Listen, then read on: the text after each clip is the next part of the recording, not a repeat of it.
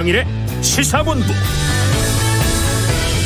안녕하십니까. 최영일의 시사본부 시작합니다. 지난해 오늘 제가 시사본부에 마이크를 넘겨받았으니까요. 딱 1년이 됐습니다. 자, 우리나라 시사에서 지난 한 해는 참 파란만장했죠. 이 러시아가 우크라이나를 침공하면서 시작된 전쟁이 아직도 이어지고 있습니다. 우리는 또 대선을 치렀고요. 정권이 바뀌었습니다. 바이든 미 대통령이 방한했고 지방선거도 치렀죠. 또 윤 대통령의 나토 정상회의 순방이 있었고요. 낸시 펠로시 하원의장이 대만을 거쳐서 우리나라를 다녀갔습니다. 폭우와 태풍이 지났고 대통령은 두 번째 순방으로 3개국을 다녀왔습니다. 자, 국내 정치는 여야가 모두 비대위 체제에서 민주당은 이제 이재명 대표 체제가 들어섰고요. 법사위를 비롯한 상임위원장 배분 공방으로 한참 멈춰섰던 국회. 이제 돌아가고는 있는데 자, 여당의 내부는 여전히 가처분 판단을 기다리는 시간입니다. 자, 전쟁 등으로 인한 글로벌 공급망 교란에 고물가 또 인플레이션을 잡기 위한 고금리, 이 행진에 세계는 경기 침체 우려에 빠져 있죠. 자, 여러 가지로 힘든 상황이지만 앞으로도 시사본부는 청취자 여러분을 본부장으로 모시고 시사에 대한 올바른 진단, 합리적인 미래를 함께 탐색하는 길을 달려왔던 그대로 달려가도록 하겠습니다. 그래서 오늘도 출발합니다.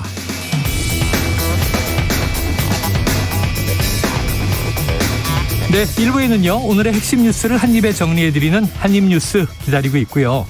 2부 10분 인터뷰. 자, 오늘 열리는 아베 전 총리 국장에 대한 일본 민심, 그리고 한덕수 총리의 조문외교 전망까지 살펴보겠습니다. 이어서 정치권 취재 뒷이야기를 들어보는 불사조 기자단, 그리고 IT본부가 준비되어 있습니다. 자, 오늘 이 첫 돌을 맞아서요. 총 10분께 치킨을 쏜다고 하네요. 자, 이 의견 보내주시면 저희가 추첨해서 10분에게 치킨 보내드리고요. 또 이 매일매일 한 입에 쏙 들어가는 뉴스와 찰떡궁합, 디저트송 신청도 기다리고 있으니까요.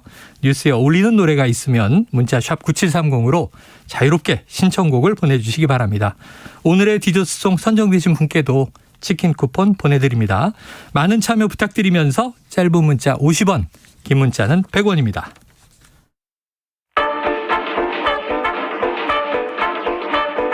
최영일의 시사본부 한입뉴스. 네, 오늘의 핵심 뉴스를 한입에 정리해봅니다. 한입뉴스 박정호 마이뉴스 기자, 우창석 시사평론가, 어서 오세요. 안녕하십니까. 두 분 모두 함께 1년을 달려왔어요. 네. 원년 멤버예요. 네. 전혀 교체되지 않고. 네. 축하드리고 앞으로도 잘 부탁드린다는 말씀드리고 싶습니다. 성실성으로. 네. 저를 이제 시사계 송해로 만들어주시면 우리가 30년 정도 달려볼까요? 네, 좋습니다. 그게 그냥 되는 게 아니고요. 잘 해야 되는 거죠. 잘 해야 되는 겁니다. 자, 오늘 첫 번째 뉴스 바로 들어가 보겠습니다. 야, 이게 연일 가고 있네요. 자, 윤 대통령의 비서고 논란, 명예훼손 고발에 무고 맞고발, 또 MBC가 지목이 됐는데 네. 입장을 낸 것 같아요. 박 기자님 한번 오늘 상황을 다 정리해 주십시오.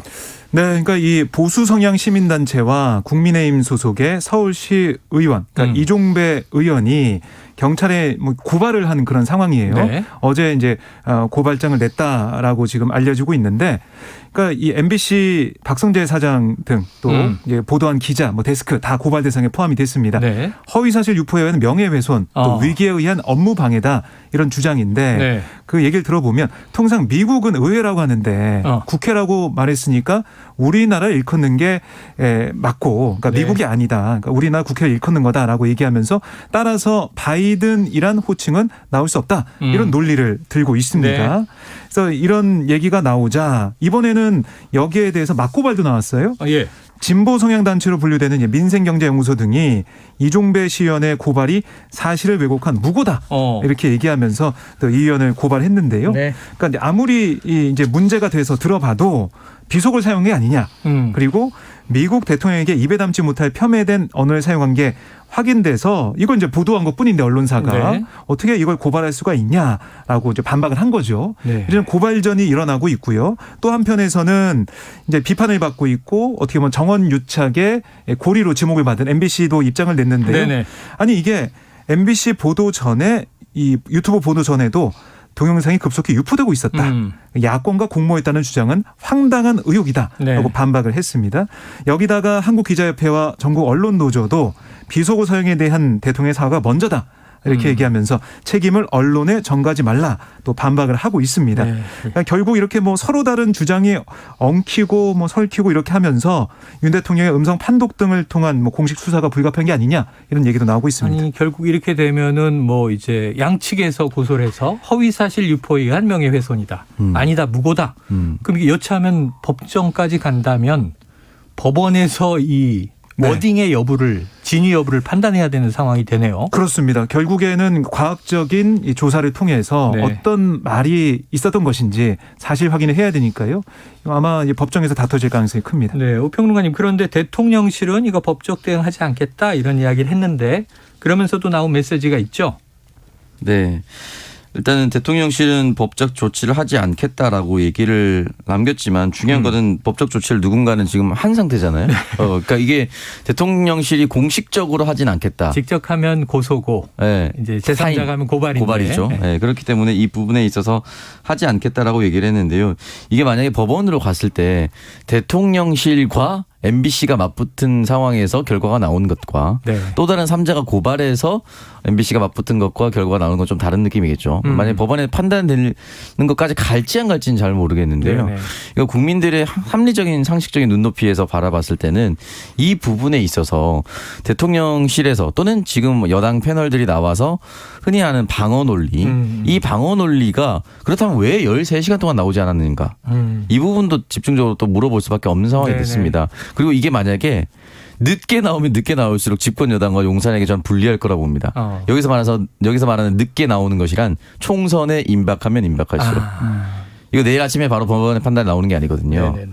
그렇기 때문에 이 부분에 있어서 대통령실이 저는 MBC가 보도하기 전에 흔히 말하는 단체방이라고 하죠. 채팅방, 여러 채팅 단체방에서. 뭐 기자들의 단체방이 굉장히 많죠. 네, 근데 저는 기자분들이라든지 정치권의 인사가 아닌 다른 일반 직장인들 단체방에서 받았어요. 아 그래요. 그게 무슨 말이냐면 이게 굉장히 빨리 퍼졌으면은 어떤 특정한 이 영상을 처음 잡은 입수한, 그러니까 카메라로 잡고 있었으면 이 파일을 변환해서 컴퓨터로 한 번은 누군가가 올려야 됩니다. 네네. 단체방에 올리기 위해서는 그걸 올렸던 사람들이 한두 군데에 공유한 것은 아닐 것이고 그 사이에 대통령 집무실에서 일단은 잠깐 엠바고를 지켜달라고 얘기를 했고 네. 그 사이에 퍼져나가고 MBC는 지키고 있는 상황 중에 많은 곳으로 퍼져나갔습니다. 그러니까 일반 직장인 방에서 제가 봤다라는 것은 다른 곳에서도 이미 확인할 수 있는 네네. 상황이었던 거예요. 그래서 이 부분에 있어서 그러면 대통령실에서 이게 만약에 허위 사실이다. 그럼 그 모든 직장인 단체방을 털 것인가? 청취자분들이 막 질문이 들어오고 있습니다. 네. 어떤 직장인 단체방이냐? 특수한 직종 아니냐? 네네. 아, 언론사 이런 것은 아니고 그냥 일반 회사.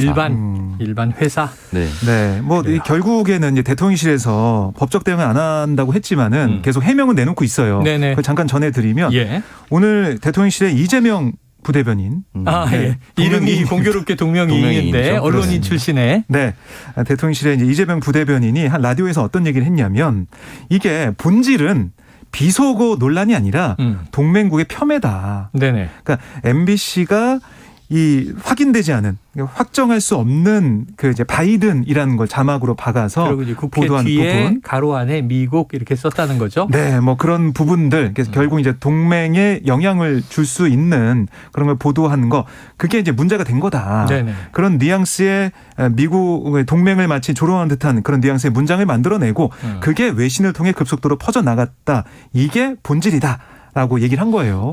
그러면서 이제 비속어가 논란의 본질이라면 대통령의 유감 표명이든 그 이상이든 주저할 이유가 없고 주저해서는 안 되지만 저희가 심각성을 가진 건 비속어 논란이 아니다. 라고 거듭 강조를 했고 결국에는 이게 이제 비속어가 있었다는 게 확인이 되고 인정이 되면 뭐 어떻게 보면은 야당 지도부를 모시고 설명할 수 있다 이렇게도 얘기를 했거든요. 네네. 그러니까 먼저 이 바이든 이게 확인된 건지 여기에 대한 또 이제 보도에 대한 이걸 이제 문제를 삼고 여기에 대해서 확실하게 이제 진상 규명이 돼야 된다 이런 얘기를 하고 있는 겁니다. 아, 그래서 시각이 달라요.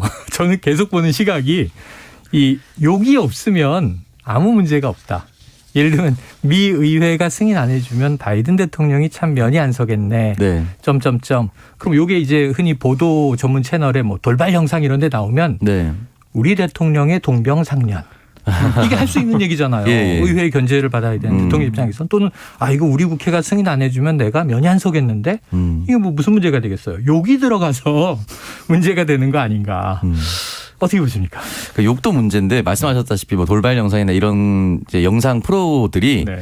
보통 주요 정치인들의 발언을 뒤집어서 하거나 네. 또는 그 발언을 그대로 인용해서 자막으로 한 번 더 이제 조롱을 하거나 네, 이런 네, 걸로 네, 하거든요. 네. 저는 이제 저도 그 생각을 했었는데 만약에 윤석열 대통령이 이렇게 표현하지 않고 미국 의회에서 꼭 통과시켜줘야 바이든의 면이 설 텐데 라고 아주 긍정적이고 네네네. 긍정적인 문장을 썼다. 저는 그래도 돌발 영상이 올라온다고 봅니다. 왜냐하면 말씀하셨다시피 동병상련이라고 하셨잖아요. 네네네. 누가 누굴 걱정하고 있어. 네네. 라는 자막을 쓸 수 있는 영상을 만들 수 있습니다.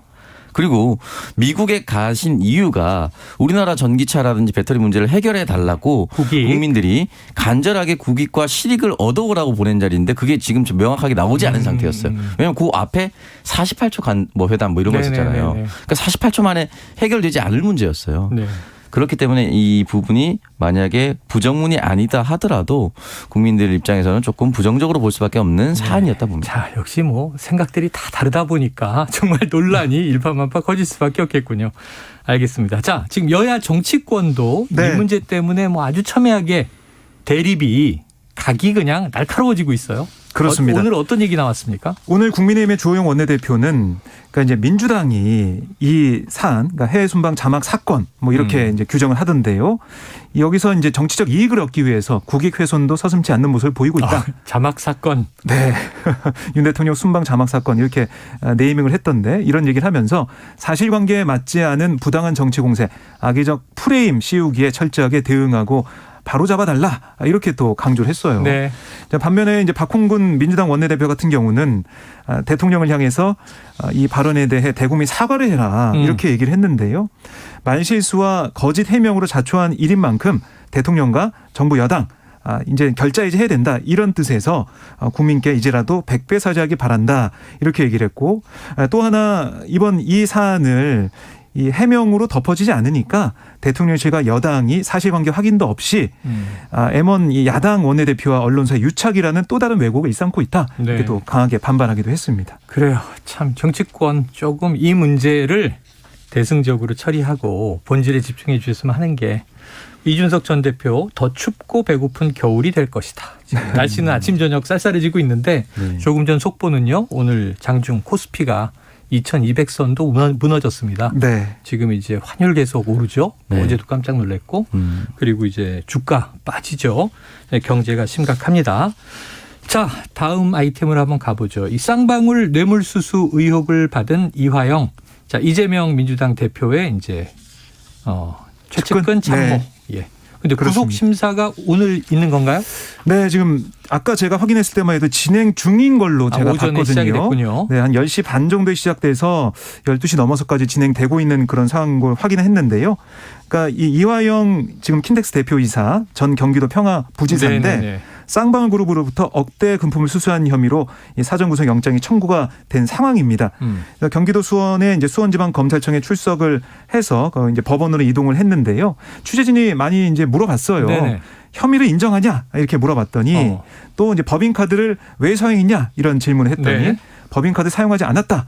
그리고 오해를 풀고 나와 입장을 밝히겠다. 아하. 이렇게 설명을 했습니다.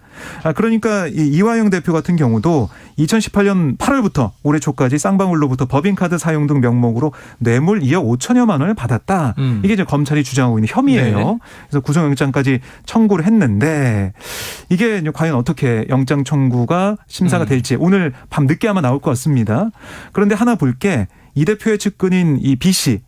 이 역시 이제 실제 쌍방울 근무 안 한 그런 기간에 월급 명목으로 9천여만 원 상당의 금품을 받았다. 예. 이런 혐의로 영장이 청구가 됐었는데 법원이 지난 24일 새벽에 구속의 상당성이나 도주, 증거인멸의 염려가 소명되지 않았다라고 영장을 기각했어요. 아, 그래요.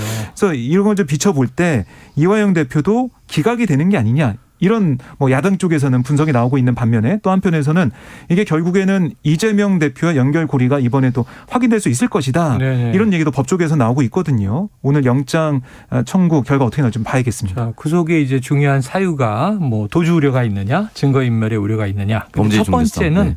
범죄가 소명이 되느냐인데 범죄 소명이 아직 안 되고 뭐 법리적 다툼의 여지가 있다. 그런 보통 기각이 된단 말이에요.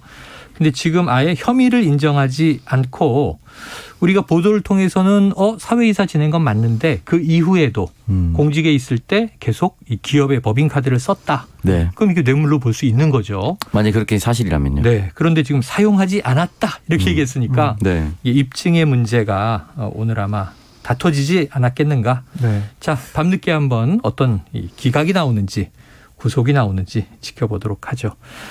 알겠습니다. 자, 이 사안은 어떻게 흘러가겠습니까? 정치권에서. 저는 이거 보면서 이게 만약에 진실로 드러날 수 있을까 없을까를 반드시 잘 따져야 된다고 보는 게 처음에 이제 이재명 당시 대선 후보의 대장동 문제가 불거졌을 때 화천대유 이런 이름 들어보셨을 겁니다, 국민들. 너무 많이 들었죠. 기억 무조건 하실 수밖에 없는 이름이잖아요. 지금 다 재판 받고 있는 뭐 김만배, 남욱 뭐 이런 이름들이 등장했잖아요. 그래서 그 화천대유가 나왔을 때 모든 건 민주당과 관련된 인물이다 했다가 갑자기 곽상도 의원 아들 퇴직금이 나왔잖아요. 네네네.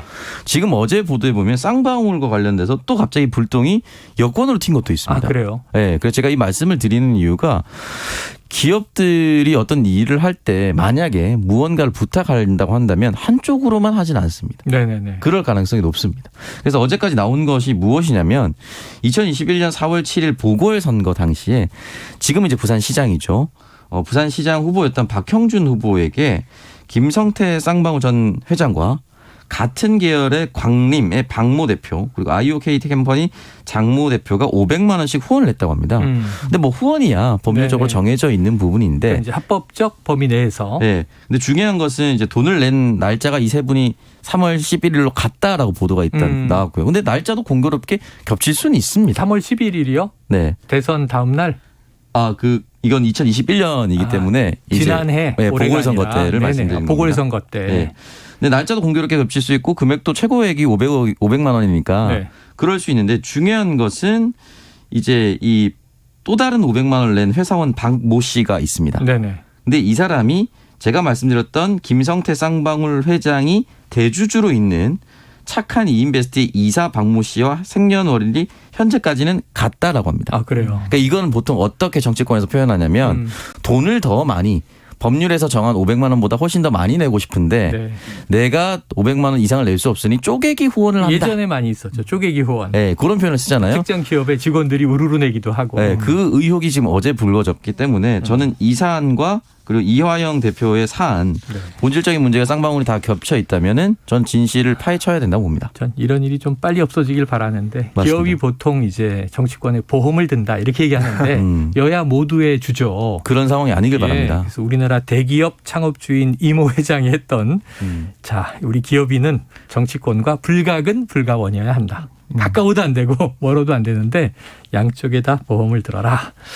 뭐 이런 이야기들이 이제 소설처럼 전해지고 있죠. 그래요. 알겠습니다. 자, 지금 12시 38분을 넘은 시간인데요. 화요일 점심시간 교통 상황을 알아보고 이어가도록 하겠습니다. 자, 교통정보센터에 이현 리포터 나와주세요. 네, 점심 식사하셔야죠. 교통량은 그래도 많이 줄었습니다. 하지만 오늘도 작업을 하는 곳이 많고요. 사고도 발생하고 있습니다. 중부 내륙고속도로 양평 쪽으로 진남터널에서 화물차 사고가 발생했는데요. 뒤쪽의 정체 점점 길어지고 있습니다. 호남고속도로 순천 쪽으로는 전주 부근 지나기 답답하시죠. 작업을 하면서 2km가량 정체고요. 영동고속도로는 강릉 방향 동수원 부근에서 작업 정체가 이어집니다. 3km가량 막히고 있습니다. 경부고속도로 부산 쪽으로 한담에서 서초까지 막히다가 다시 오산에서 남사 쪽으로 속도를 줄이고 있고요. 옥천 1터널 부근에서는 작업 여파를 받습니다. 서울은 내부순환도로 성수 분기점 쪽인데요. 성산 램프에서 연희 램프 쪽으로 작업을 하면서 속도가 많이 떨어져 있습니다. KBS 교통정보센터였습니다.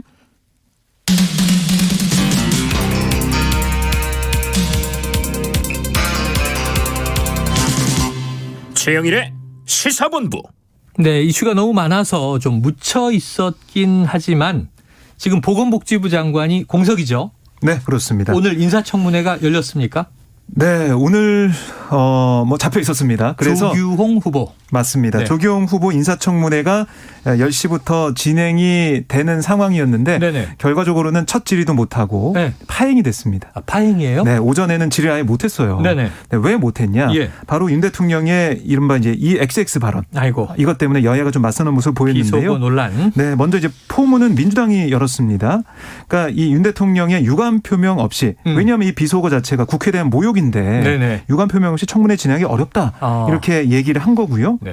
강훈식 민주당 의원 뭐라고 했냐면 대통령실의 해명대로라면 윤 대통령이 민주당 의원들을 뭐 그렇게 이제 불렀다는 건데 예. 민주당이 그런 욕설이 들어가면 청문회를 해야 하는지 의심스럽다. 대통령의 유감 표명이나 사과 없이 대통령이 요청한 장관 후보자에 대한 청문회 진행하는데 동의하기 어렵다. 뭐 이런 얘기를 민주당 의원들이 쭉 이어갔고요. 후보자보다 인사권자의 사과가 필요하다. 그렇습니다. 네네. 그런 이런 얘기인데 취지네요. 국민의 의원들은 뭐라고 반박을 했냐면 아니 지금 넉 달 넘게 공석인 보건복지부 장관 자리를 채우는 게 우선 아니냐. 네네. 물론 민주당 강훈식 의원의 말도 일리가 있지만 복지부 장관 공석에 따라서 많은 국민들이 아픔을 호소하고 있다. 그래서 오늘 청문회 통해서 충분히 검증해서 복지부 장관 임명에 힘을 합치기를 요청한다. 이렇게 얘기를 했습니다. 네. 결국 이렇게 말을 뭐 주고받다가 분위기가 도저히 질의할 분위기가 안 돼가지고요.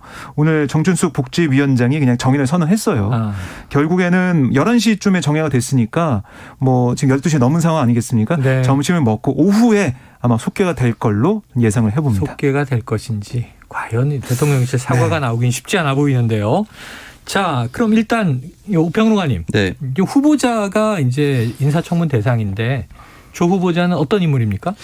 네, 조경 후보자 같은 경우는 일단 두루두루 이제 그 보건복지부에서 올라왔다. 일단 그 직전에 직책이 복지부 1차관이었기 때문에 그러니까 가장 안전한 경우가 네, 내부 관료 승진. 출신이죠. 네, 내부 그 전문 승진. 분야에. 네, 그래서 내부 승진을 그 전임자가 혹시나 부득이한 사유로 낙마했을 때 내부 승진을 통해서 이 사람이 이 부처에 오랫동안 있었기 때문에 전문성도 있고 큰 문제도 없다. 라고 얘기를 하죠. 네. 그래서 복지부 1차관으로 임명이 됐기 때문에 당연히 모든 사람들이 그렇게 바라봤고요. 그 이전에는 유럽부흥개발은행에서 이사로 재직을 했습니다. 네네. 네, 다양한 경험도 두루 거쳤다라고 볼 수가 있고 유럽부흥개발이라든지 뭐 국제은행이라든지 여러 이 부처가 역시나 복지와 관련된 그리고 네. 국제개발 그리고 제3세계 개발과 관련된 내용을 담당하고 있었기 때문에 견문도 넓다라고 여권에서는 얘기를 했습니다. 네. 중요한 것은 이 견문이 넓었던 이력이 또 문제가 되고 있는 것이죠. 이 이사로 재직하면서 억대 연금을 공무원 연금까지 같이 받았다라는 것. 이게 이제 신현영 의원이 말하고 있는 내용인데요. 이 부분에 대해서 명확하게 좀 해명을 해야 할 필요가 있다라고 생각이 듭니다. 연금 부정수급 의혹이네요. 그렇습니다. 그렇기 때문에 흔히 말해서 두 개 다 받은 거죠. 네. 두 개 다 받을 수 없는 상황인데 해외 기관에서 일을 하면서 네. 거기서 고액 연봉도 받았고 국내 공무원 연금도 수령을 했다. 그렇습니다. 이 부분에 있어서 해명이 좀 필요하고 보건복지부 장관이 사실은 그동안 이렇게까지 어렵게 선임이 되는 부처였나라는 생각이 좀 들어요. 그러네요. 그러니까 이번 주 월요일부터 실외 마스크는 이제 해제되지 않았습니까? 그렇죠. 물론 이제 어제부터. 자발적으로 계속해서 쓰고 다니시는 국민들이 더 많아 보이긴 했지만 그렇다고 하더라도 보건복지부의 수장이 이렇게까지 오랫동안 공백으로 있는 게 조금 아이러니입니다. 이게 일부러 야당에서 목리를 부려서 통과가 안 된 것이 아니라 여당 스스로 무너진 결과거든요. 그러니까 지금 조경 후보자 같은 경우는 처음에 임명이 됐을 때 발표가 됐을 때는 내부 승진이라서 아주 무난하게 통과될 것으로 예상이 됐었는데 지금 이 부분에 있어서는 사실 돈 문제는 어떤 부처나 마찬가지로 돈을 만지긴 하나 복지부를 담당하고 있기 때문에 조금 더 엄밀하게 돈에 대해서 검증할 수밖에 없는 것이 야당의 임무라고 생각합니다. 네, 이게 단골 메뉴기는 한데 또 자녀 위장 전입 문제도 쟁점이 돼 있네요. 네, 그렇습니다. 그러니까 위장 전입과 뭐 세대 분리 문제 이것도 도마 위에 올랐는데요. 거기에 대해 조 후보자 측은 특정 고교 입학이나 대학 입시를 위한 목적이 아니라 교우 관계로 어려움을 겪는 아이를 위해 불가피했다. 이렇게 얘기를 하고 있고 네. 또 군복무 중에 대학원 재학에 대해서도 논란이 있었는데 당시 병역법 등 관련 규정에 따르면 단기 사병의 근무기간 이후 학업을 금지한 조항은 없었다. 이렇게 얘기를 했고 또 2012년 세종시 도담동 아파트 특별 분양받고도 서울에 거주했다. 이런 논란이 있었거든요. 이것도 뭐 서울 소재 대학을 다니는 자녀와 함께 생활할 필요가 있어서 서울에 집이 필요했다. 경제적 이득을 본 바가 없다 이렇게 주장을 하고 있는데요. 네. 결국에는 이런 개인적인 도덕성 문제를 포함해서 과연 보건복지부 장관으로서 전문성이 있느냐 이 부분일 텐데 복지부 1차관은 했지만 사실 기재부 공무원 출신이란 말이죠. 그래요. 그래서 이 복지부에 대한 해외기관도 다 경제 분야네요. 그렇습니다. 그래서 이게 과연 전문성이 있느냐 이런 1차적인 문제제기가 있어 왔습니다. 오늘 청문회가 오후에 열리게 된다면 이 전문성과 도덕성 문제가 계속해서 검증이 되겠지만 그래서 이제 민주당 입장에서는 지금 정호영, 김승희 후보자 낙마 이후에 오랜만에 그러니까 4개월 만에 다시 이제 공석을 채우는 그런 의미가 있겠지만 철저히 따져본다. 혐의가 검증하겠다 이런 입장에서 밝히고 있고요. 반면에 국민의힘에서는 국민들의 피해가 커지는 상황에서 계속해서 자리를 비워둘 수가 있냐 이런 얘기를 하면서 맞설 것으로 예상이 됩니다. 전문가는 배우자인 것 같습니다. 쭉 제기된 문제를 보니까 네. 배우자는 식품의약품안전처 공무원인데 2018년 9월부터 2020년 3월까지 이 배우자의 피부양자로 등록을 해서 건강보험료를 한 푼도 내지 않았다. 이런 의혹도 포함이 되어 있네요. 그렇습니다. 자, 알겠습니다. 이 인사청문 일단은 파행이니까 오후에 속개되는지 또 인사청문 보고서가 채택이 될지 민주당이 대통령의 사과가 우선이다. 이거 좀 물러나고 청문회에 또 집중을 할지 지켜봐야 될 것 같습니다. 자, 어제 안타까운 속보를 전해드리는 것으로 이제 월요일 방송을 시작을 했었는데요. 지금 이 대전의 현대 아울렛에 이제 화재 참사가 벌어졌죠. 이 어제 우리 시사본부 시간 이후에 사망자가 상당히 늘었습니다. 자, 오늘 합동 감식이 시작됐습니까? 네, 오늘 오전 10시 반부터 진행이 됐습니다. 경찰과 국립과학수사연구원, 한국전기안전공사, 소방당국이 함께 참여를 했는데요. 사실 이제 불길이 시작되는 모습이 담긴 영상이 있어요. 그 CCTV 영상을 이제 보면은 이 화물차 그 옆에서 뭐 물건이 쌓여 있는 그런 상황에서 불이 발생하는 그런 모습을 볼 수가 있는데 화면상은 모르잖아요. 직접 감식을 해봐야 되는 상황이었습니다. 그런데 1시간 정도, 11시 40분 정도에 끝난 1차 감식에서는 화재 원인 파악 불가다. 이런 얘기를 지금 감식반이 입장을 내놨습니다. 그래서 2차 감식을 1시부터 오후 1시부터 진행하겠다라고 얘기를 했는데 지금 안에 상황이 지금 아직도 잘 안 보이는 상황이다 얘기를 하고 있고요.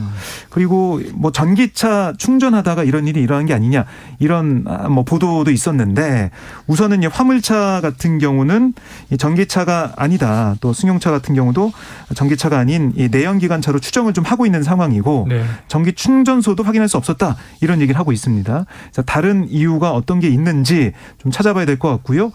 전기적인 문제가 있는지 전기 콘센트 등도 확인하고 있다라고 얘기를 하고 있습니다. 그래서 오늘 2차 감시까지 좀 진행이 돼야 어떤 일이 있었는지 화재 원인이 뭔지 좀 밝혀질 것으로 예상이 됩니다. 자, 일단 원인이 나와야 하고 지금 7분의 사망자가 나왔고요. 자, 노동부 장관은 여기에 지금 이 중대재해기업처벌법이 있죠. 그리고 산업안전보건법 이 법률 위반 혐의를 적용할 수 있는지 검토해보라.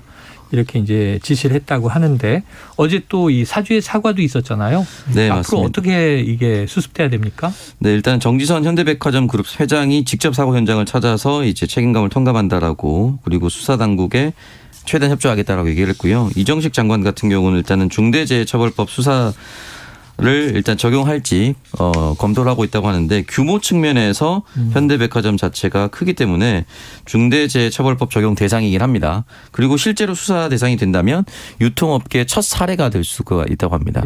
그렇기 때문에 이 부분에 대해서 장관과 수사당국과 그리고 화재 담당을 하고 소방당국이 합동으로 감식을 잘 할 것으로 보이고요. 만약에 이 부분에 있어서 사업자가 잘못이 있다라고 한다면은 사업주 그리고 경영 책임자를 징역 1년 이상 또는 10억 원 이하의 벌금에 처할 수 있도록 처한다라고 되어 있거든요. 그래서 아마 이 부분에 있어서 어떻게 결과가 나올지 모르겠지만 저는 중대재해처벌법 수사 대상이 되어야 하고 이 부분에 있어서 무조건 이 사업주가 잘못했다라고 얘기한다기보다는 이런 선례를 남겨야 꼼꼼히 또 조사를 하고 다른 업장에서도 경각심을 더 크게 불러일으킬 수 있다고 생각이 들거든요. 원래 법 취지가 그거예요. 그러니까 정말 이런 그 사망 사건이 벌어지고 안전을 소홀히 하면 이 오너가 처벌받을 수도 있다. 이 경중을 울려서 안전에 만전을 기하도록 하는 그게 이제 법의 취지죠. 근데 사실 지난 6월에 소방 점검 때 지적받은 내용이 있거든요. 근데 당시 지하 1층 주차장 화재 감지기 전선이 끊어진 상황, 상태가 불량한 그런 지적, 또 매장 주변 화재 경보기 경종과 피난 유도 등의 교체가 필요하다 이런 얘기도 있었는데 이게 과연 다 온전하게 네. 바뀌었는지 조치가 됐는지 이것도 확인해봐야 될 것 같습니다. 그건 또 뭐 서류로도 확인이 될 만한 일일 것 같습니다. 지켜보도록 하죠. 자, 그런데 이번 정부 들어와서 이제 이 기업 규제를 좀 완화한다. 이런 추세여서 재계에서는 계속 중대재해기업처벌법을 이거 완화해달라. 네. 이런 요구들이 있어 왔기 때문에 과연 노동부 장관의 지시대로 이게 검토되고 적용될지는 앞으로 지켜보도록 하겠습니다. 자, 이건 또 무슨 소식입니까? 나사의 우주선이 소행성과 충돌했다 그래서 저는 이게 사고인 줄 알고 깜짝 놀랐더니 인류 사상 첫 지구 방어 실험이었다고 하네요. 대성공? 네, 그렇습니다. 성공을 했습니다. 네네. 그러니까 이게 뭐 영화에서 많이 이제 보잖아요. 소행성이 지구와 이제 충돌하면서. 전 이게 아마겟돈에서 보면 그랬었나요? 브루스 네, 맞아요. 윌리스가 네. 소행성에 가서 그냥 드릴로 막 구멍을 그런 것도 뚫고 있었고. 핵폭탄을 심더라고요. 아, 이거 세대 차이입니다. 이거 옛날에 너무 옛날 영화인가? 전 기억이 나는데. 너무 옛날 영화. 저는 최근에 돈 룩업이라는 영화를 보면서 그걸 저도 그걸 얘기하려고 그랬는데. 저도 그거 봤습니다. 레오나르도 갑자기 디카프리오가 두 분이 나오는. 네네. 서로 봤다고 얘기하시니까 네. 둘 다 뭐 비슷한 맥락이 영향하죠. 예. 네. 그래서 나사가 미 항공우주국이 한국 시간으로 이제 오늘 오전 8시 14분에 이 다트 우주선이 목표 소행선인 이 디모르포스와 충돌했다 이렇게 밝혔는데요. 이 다트라는 것은 소행성 충돌 위험이 있을 때 지구를 지킨다는 취지로 시작된 이 쌍소행성 궤도 수정 시험 이 프로젝트를 줄여서 이 약자를 따서 이제 얘기하는 프로젝트예요. 이번 실험에 뭐 4,600억 정도가 투입됐다고 하는데 디모르포스 지름 약 163m 정도 되는 이런 행성이라고 보면 되는데요. 다른 소행성 디디모스와 중력으로 묶여서 함께 돌고 있습니다. 두 개가. 그렇습니다. 그래서 이번 실험은 우주선의 소행선에 충돌시켜서 그 궤도를 바꾸게 진행이 됐는데 그래서 이렇게 충돌 실험을 해서 성공을 했다라는 게 나사의 설명입니다. 네. 자, 앞으로는 뭐 지구와 혹여 이 충돌 위험이 있는 소행성이 다가올 때 이렇게 인공적인 로켓을 발사해서 궤도를 바꾼다. 지구와의 충돌을 피한다. 이게 굉장히 낮은 확률이지만 있을 수 있고, 그럼 뭐 이제 지구 역사 몇 억 년 만에 또 이제 파국이 올 수도 있다는 그 종말론적인 영화들은 뭐 굉장히 많으니까 네. 그런 이제 실험인 것 같습니다. 뭐 이게 가디언스 오브 갤럭시 같은 거네요. 네. 공상과학 같은 얘기인데. 아는 영화 이름을 다 지금 얘기해야 되는 상황. 돈룩업을 해야 되나? 왜 그게 아마 아쉽습니다. 떠올랐지? 네, 여기서 마무리하겠습니다. 한입뉴스. 자, 오늘 박정호 오마이뉴스 기자, 오창석 시사평론가 수고하셨습니다. 고맙습니다. 자, 오늘의 노래는요. 데이빗 보위의 이거 옛날 가수인데 스타맨입니다. 이 청취자 4280님이 신청을 해주셨고요. 자, 이 소행성 충돌 인류 첫 지구 방어 실험 성공을 기념하면서 스타맨 듣고 2부로 돌아옵니다. Didn't know what time it was, the lights were low. Oh, oh. I leaned back on my radio. Oh, oh. Some cat was laying down some rock and roll that a soul said. Then the loud sound it seemed to fade. Came back like a slow voice on a wave of fade. That weren't no DJ, that was hazy cosmic jive. There's a starman waiting in the sky. He'd like to come and meet us, but he thinks he'd blow our minds. There's a starman waiting in the sky. He's told us not to blow it, 'cause he knows it's all worthwhile. He told me, let the children lose it, let the children use it, let all the children boogie.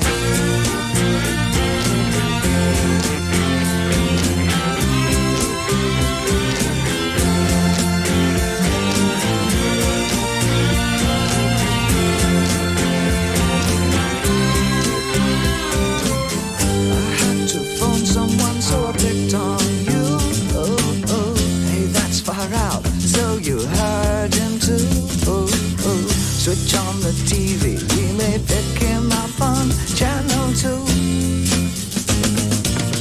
Look out your window, I can see his light.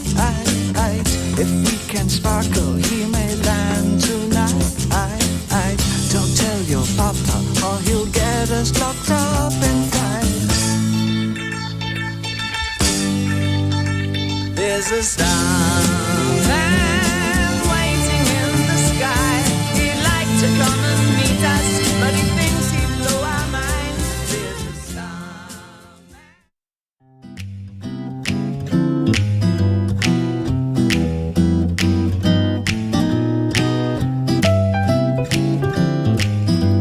안녕하세요. 바른말 고운말입니다. 음식은 손맛이라는 말이 있는데 이에 못지않게 재료의 신선도 역시 음식 맛을 좌우하는 중요한 요소이기도 하죠. 그렇다면 이 경우에 재료 대신에 원료로 바꿔 써도 괜찮을까요? 한 방송 프로그램에서 신선한 원료로 만들어야 음식이 맛있다라고 말하는 것을 들은 적이 있는데요. 이 경우에는 원료가 아니라 재료가 맞는 표현입니다. 원료와 재료는 모두 어떤 물건을 만들 때 사용하는 것을 말합니다. 하지만 각각의 표현들이 사용되는 상황은 조금씩 다 다르죠. 우선 원료는 어떤 물건을 만들 때 들어가는 재료를 말합니다. 예를 들어서 설탕은 사탕수수나 사탕물을 화학적으로 처리해서 가공한 결과 나오는 것이기 때문에 사탕수수나 사탕물은 설탕의 원료라고 할 수 있습니다. 또 두부나 콩나물, 콩기름 같은 것들은 모두 콩으로 만드는 것이니까 콩이 원료가 되는 것이죠. 반면에 재료는 물건을 만들 때 그 바탕으로 사용하는 것을 말합니다. 예를 들면 불고기를 만들 때 필요한 고기, 파, 마늘, 간장, 깨 같은 것은 불고기의 원료라고 하지 않고요. 불고기의 재료라고 부릅니다. 또 공장에서 물건을 만들 때 재료가 부족하면 물건을 만들 수 없겠죠. 이렇게 원료와 재료는 비슷한 것 같지만 차이가 있는 표현이니까요. 잘 구별해서 써야겠습니다. 바른말 고운말 아나운서 변희영이었습니다.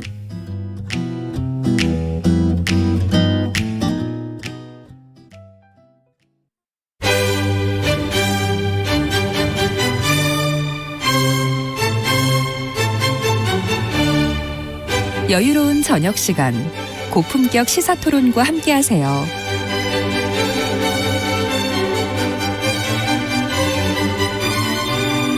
평일 저녁 7시 20분 KBS 열린 토론 정준희 교수와 함께합니다.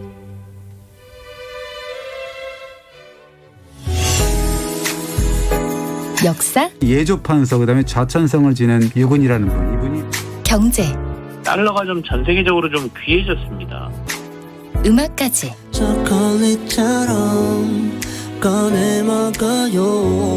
잠들기 전 꺼내 먹는 지식 알사탕. KBS 1라디오 김성환의 시사야.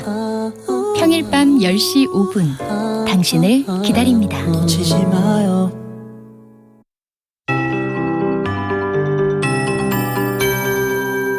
KBS 58분 날씨.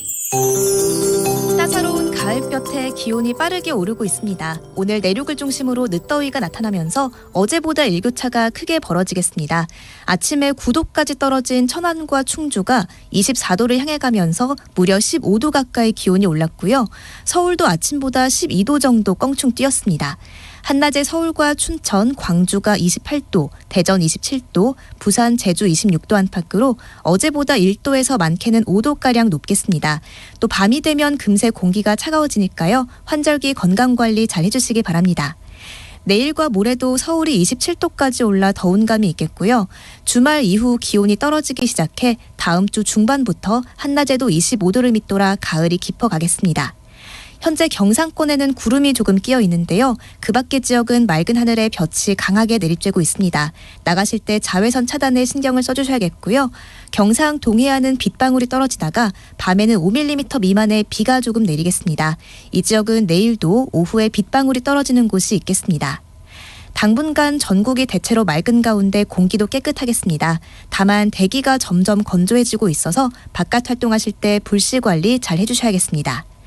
지금 서울의 기온은 26.1도, 습도는 40%입니다. KBS 58분 날씨 박다효입니다.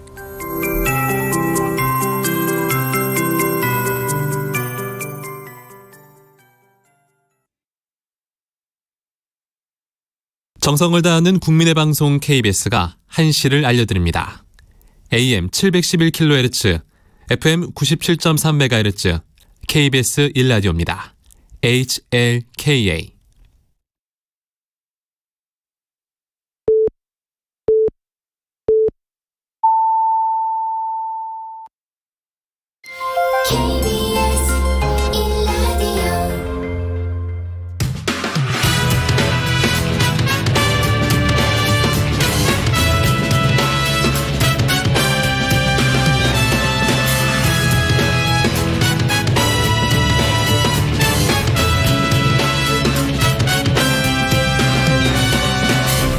KBS 1라디오 최영일의 시사본부.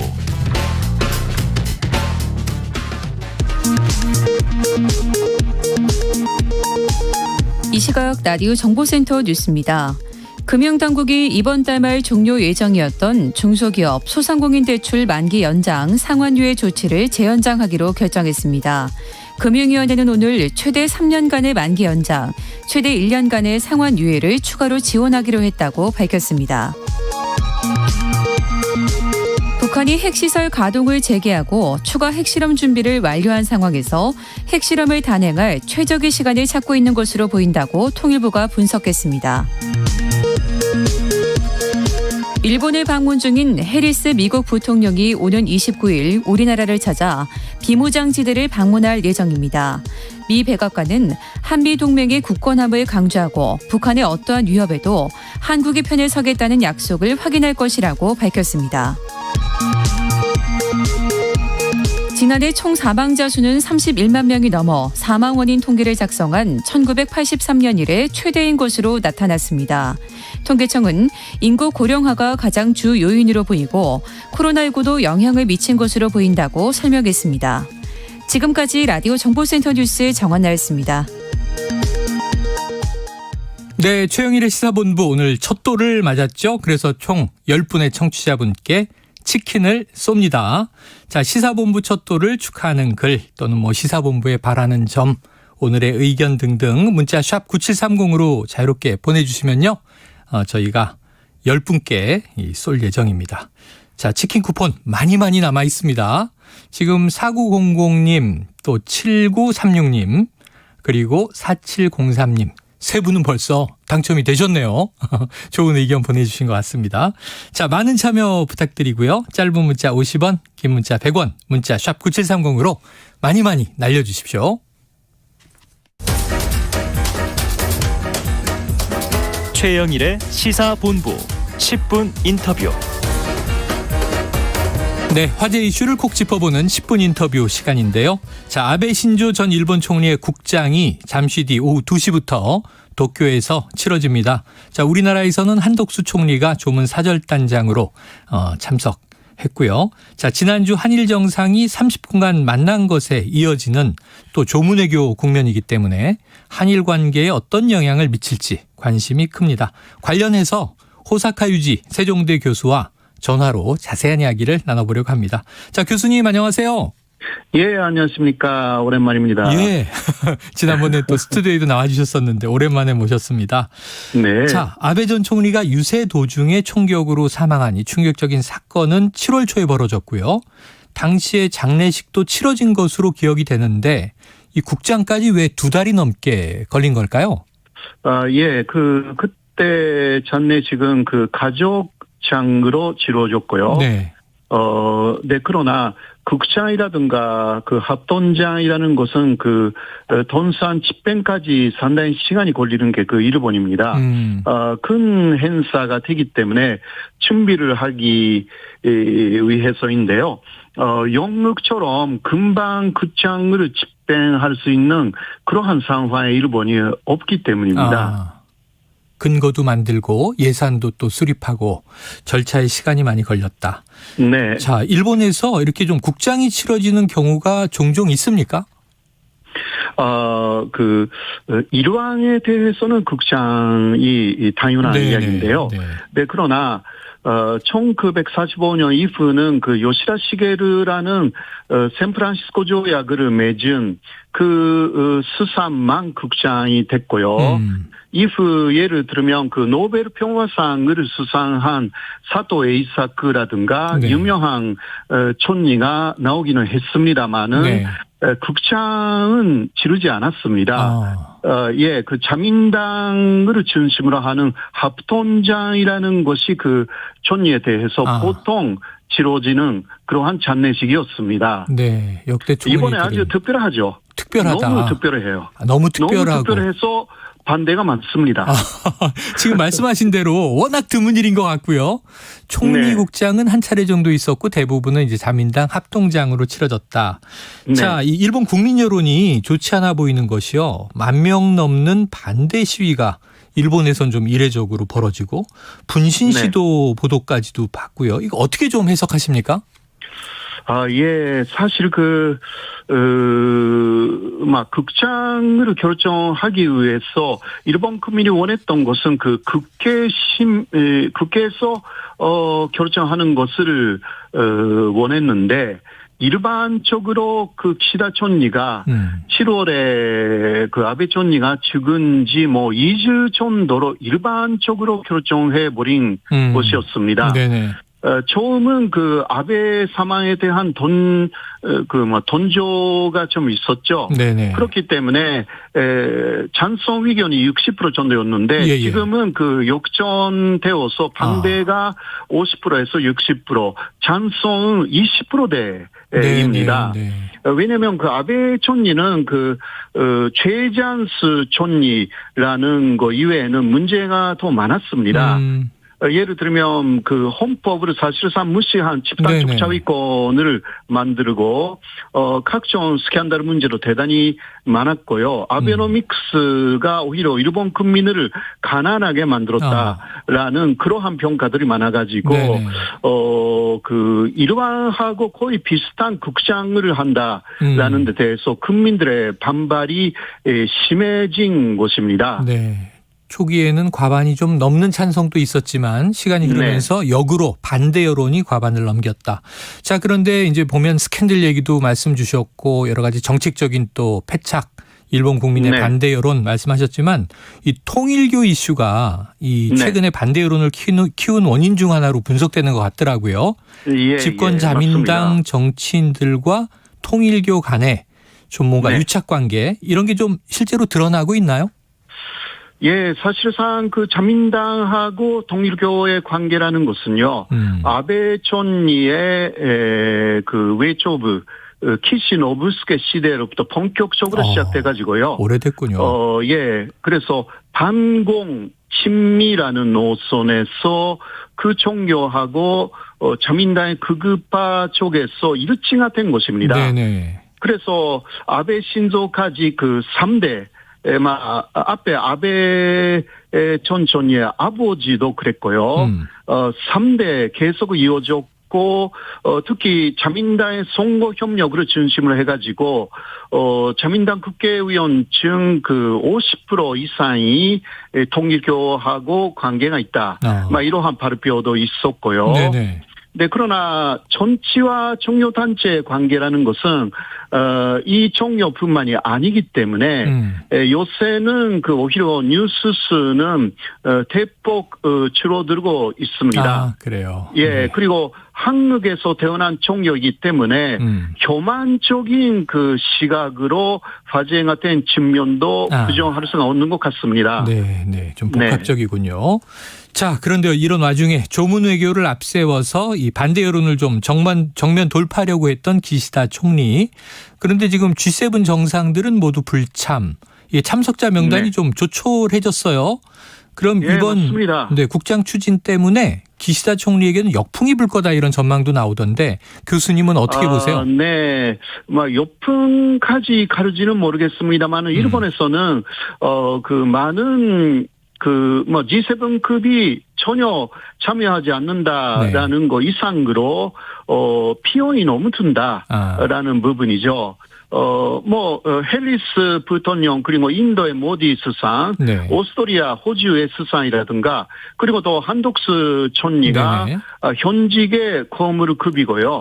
나머지는 대사급 혹은 경제적인 관계자 그런 부분에서 문제가 좀 많다는 게 사실입니다. 네네. 그리고 170억 원 정도 투입하는데 그러나 조무외교라는 것은 국민들 기대도 하지는 않고요.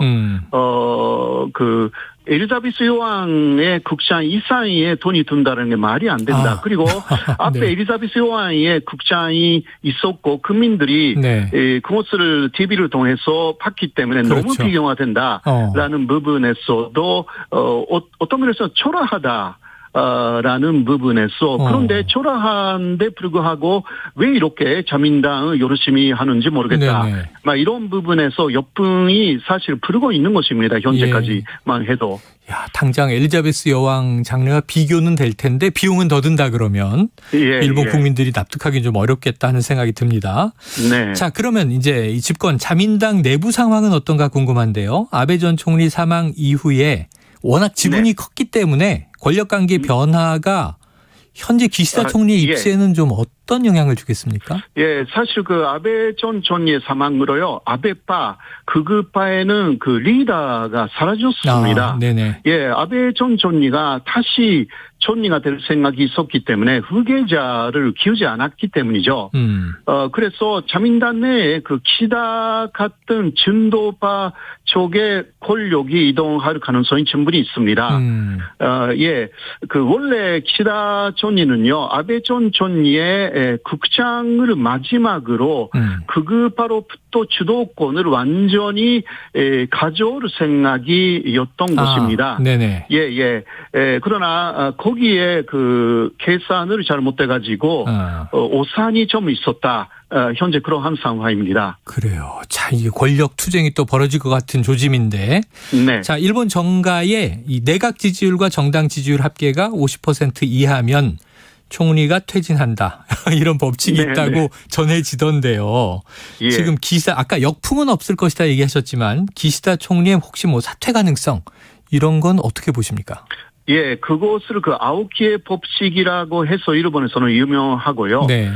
최근 가장 지지율이 낮게 나온 여론조사에서는 그 합계가 53% 정도이기 때문에 14% 더 지지율이 떨어지면 그 해산 총선거라는 이야기가 나올 것이다라는 이야기가 좀 벌써 있습니다. 네네. 그래서 기시다도 그때는 교체하지 않으면 안 된다라는 자민당 안에 그러한 이야기들이 벌써 보도가 되어 있습니다. 나오고 있다. 네. 자, 이거 좀 지켜볼 문제입니다. 아슬아슬해 보입니다.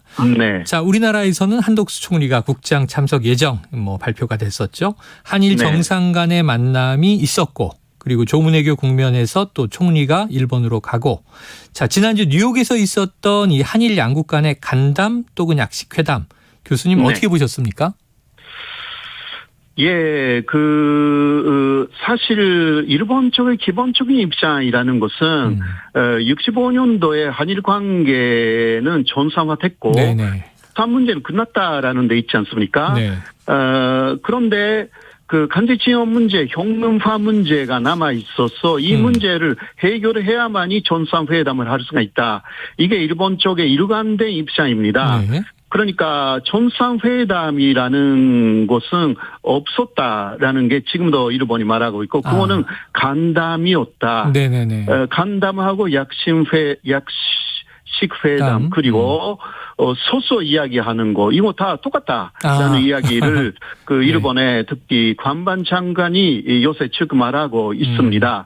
정식적인 정상회담을 하기 위해서는 특히 간제징용 문제, 형능화 문제를 일본이 원하는 방식으로 한국이 해결해야 된다라는데 일본 정부는 그 상당히 고집 부리고 있기 때문에 이게 쉬운 문제가 아니다. 라고 예. 할 수 있습니다. 그럼 그동안의 뭐 일본의 입장은 뭐 거의 바뀌지 않았다 이렇게 보여지는데요.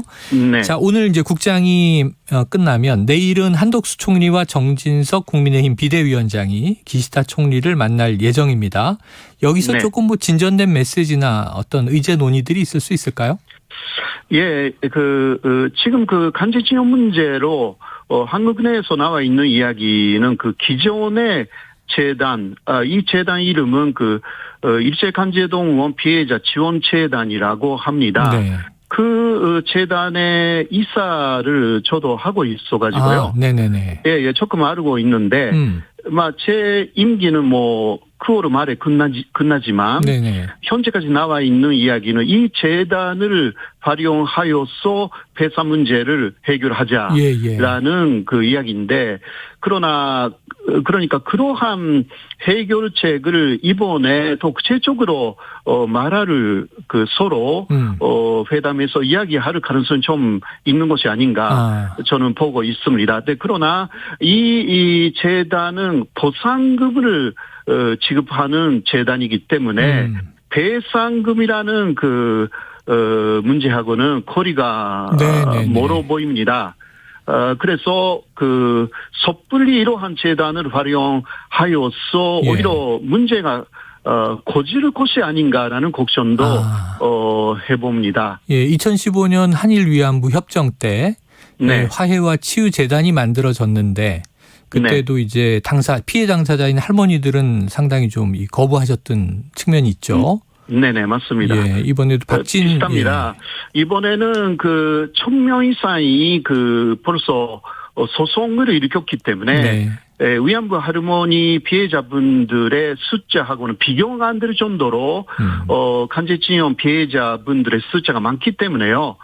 피해자 중심주의 해결 방식이 다시 문제가 된다면 윤석열 정권에 대해서 오히려 큰 역분이 될 수가 있어서 조심해야 되는 문제라고 저는 생각합니다. 예, 조심해야 될 문제다. 자, 이제 박진 외교부 장관이 하야시 일본 외무상에게도 말씀하셨던 이제 재단을 통한 위탁 변제 방식 전언을 한 것으로 전해지는데 내일 다뤄질지 지켜보도록 하겠습니다. 자, 그런데요, 기시다 총리가 이 국내에서 아까 이제 아슬아슬한 지지율, 요 반전을 위해서 오히려 한일 관계를 좀 이용해서 강경 기조로 나올 가능성도 있다. 이런 대목은 어떻게 보십니까? 네, 그러나 이미 상당히 강경합니다. 이미 강경하다. 기시다로서도. 그러니까 기시다로서는 아베 노선을 계승하여서 한국의 문제 해결을 확실하게 더 내라라고 다시 한번 강조하는 정도. 그러니까 강경한 자세는 바뀌지 않는다. 그렇게 예상할 수가 있고요. 더 이상 강력하게 나올 수가 없는 정도로 강력한 거죠. 현재 상황이라고. 더 강경해지기도 어렵다. 예. 아이고, 알겠습니다, 교수님. 자, 내일 또 이제 어떤 이야기가 오갔는지도 보고 향후 한일 관계가 중요하니까요. 교수님 고견을 또 수시로 여쭙도록 하겠습니다. 오늘 말씀 여기서 정리하죠. 고맙습니다. 고맙습니다. 예, 지금까지 호사카 유지 세종대 교수였습니다.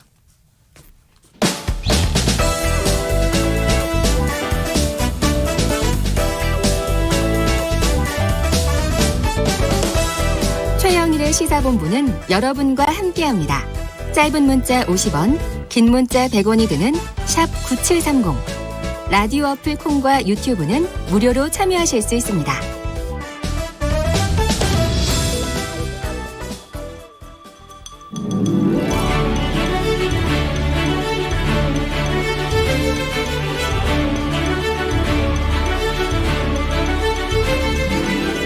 네, 기자들의 눈으로 정치권 소식을 들여다봅니다. 불사조 기자단.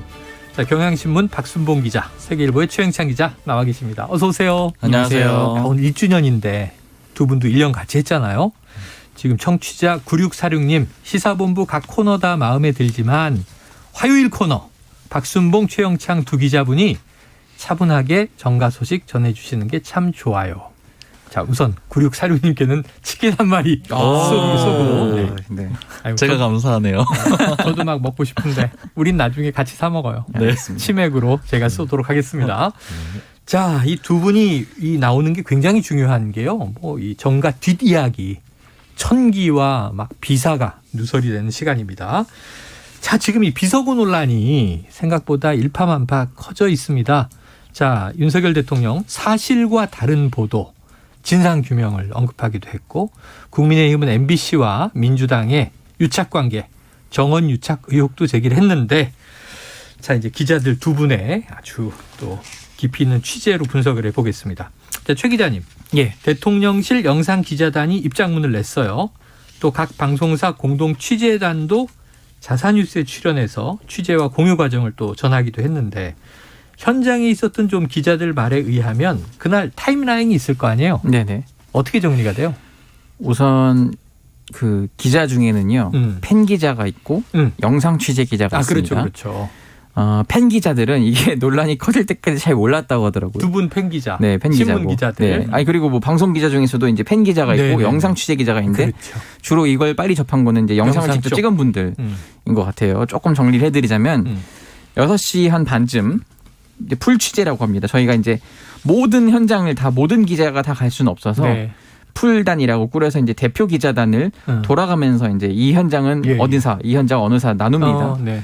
근데 이때 현장은 MBC와 KTV, 이건 국정 방송이잖아요. 네네네. 이 두 곳이 풀 취재 영상으로 해서 이제 방송사 12곳에 6시 반쯤에 동시 송출을 했대요. 나눠주는 거죠. 예. 그래서 이제 또 1시간 뒤인 오전 7시 40분쯤에 이 영상을 돌려보던 중에 갑자기 이거 비속어 아니야? 약간 갸우뚱하게 하는 그걸 이제 그런 단어가 들려서 방송 기자들 사이에서 좀 웅성웅성했다는 거예요. 그래서 이제 각자 이어폰으로 이제 확인해서 놀라니까 기자실에 있던 이 대통령실의 대외협력 비서관실 직원들이 있어요. 거기에 이제 영상의 존재를 알게 됐고, 근데 이제 해당 발언을 직접 확인하고자 해서 영상 기자단이 음성을 또 확인하도록 도와줬는데. 이런 과정에서도 이제 신문 기자들까지 알게 된 거죠. 네, 그래서 이제 좀 됐어요. 이거는 보도가 안 됐으면 좋겠다는 식의 취지의 이제 발언도 오고 간 것 같고요. 근데 문제는 뭐냐면은 이제 한 9시쯤에 한 온라인 커뮤니티에 바이든 대통령을 모욕하는 발언이 취재단 영상에 잡혔다고 한다. 이런 글이 또 올라온 거예요. 네네네. 거기에다가 이제 9시 19분에 소위 말해서 이제 반대캠이라고 이 영상이 또 재촬영된 영상을 찍은 영상. 이게 또 이제 SNS에 유포가 됐고 그래서 이제 계속 그 소위 말하는 지라시라고 하죠. 이게 이제 국회 기자든 뭐 정치권 모든 관계자들한테 돌았어요. 근데 이제 뭐냐면은 그때까지만 해도 보도는 안 됐죠, 사실. 일단 아는 사람만 아는 정도. 그러니까 링크를 통해서 쭉쭉 퍼지곤 있었다. 네, 그런 상황이었는데 9시 30분에 이제 민주당이 그때 당시 정책조정회의를 합니다, 당에서. 그때 이제 박홍근 원내대표가 이런 발언이 있다더라라고 딱 외부적 발설을 한 거죠. 네네네. 그게 이제 그 회의는 또 실시간 중계가 돼요, 유튜브로. 사실상 이제 자체적인 언론의 기능도 수행을 하고 있고요. 어쨌든 그게 이제 풀 최종본이 9시 39분에 이제 원래 그게 이제 엠바고가 있어요. 왜냐면은 특정 사가 찍었지만 그 사가 단독으로 또 해버릴 수 있으니 그건 룰이 어기는 거기 때문에 공동의 자산이니까 몇 시까지 해서 몇 시 이후에 엠바고 해제 이러면 보도하도록 하자 이런 룰이 있습니다. 엠바고는 방송사 간의 엠바고라고 봐야 될까요? 그렇죠. 거기도 있고 이제 대통령실하고도 이제 조율을 하고요. 조율을 하고. 네, 어쨌든 그런 찰나에 가장 먼저 대외적으로 이 영상 자체가 공개된 거는 MBC의 그 유튜브 채널 10시 7분. 네, 10시 7분이었고 그리고 또 이제 뭐 포털을 통해서 이제 10시 10분, 18분 뭐 이런 때에 또 다른 언론사들도 이제 보도가 되고 이런 상황이었습니다. 자, 그래서 이렇게 쭉 흘러갔는데 자, 영상 기자단은 엠바고 해제 이전에 영상이 유출된 경위에 대해서 철저한 진상 규명을 또 요구하고 있더라고요. 네. 근데 이 경로가 좀 확인이 됩니까? 이게 복잡할 겁니다. 왜냐면은 이게 그 현장에서 기자들 간의 영상을 공유한 게 아니라 보통은 현장에서 또 작업을 할 수 있지만은 방송사들도 아마 그 서울 본사로 보낼 겁니다. 이제 요즘은 이제 유튜브로 할 수도 있고 온라인 뉴스로 만들 수 있고 TV 뉴스로도 만들 수 있기 때문에 그럼 이 영상을 통해서 재가공하는 거는 각 사의 몫이에요. 방송사 자막을 달고 편집을 하고 이런 것들. 그럼 그 과정에서 굉장히 여러 사람의 손을 탈 수가 있습니다. 그렇겠죠.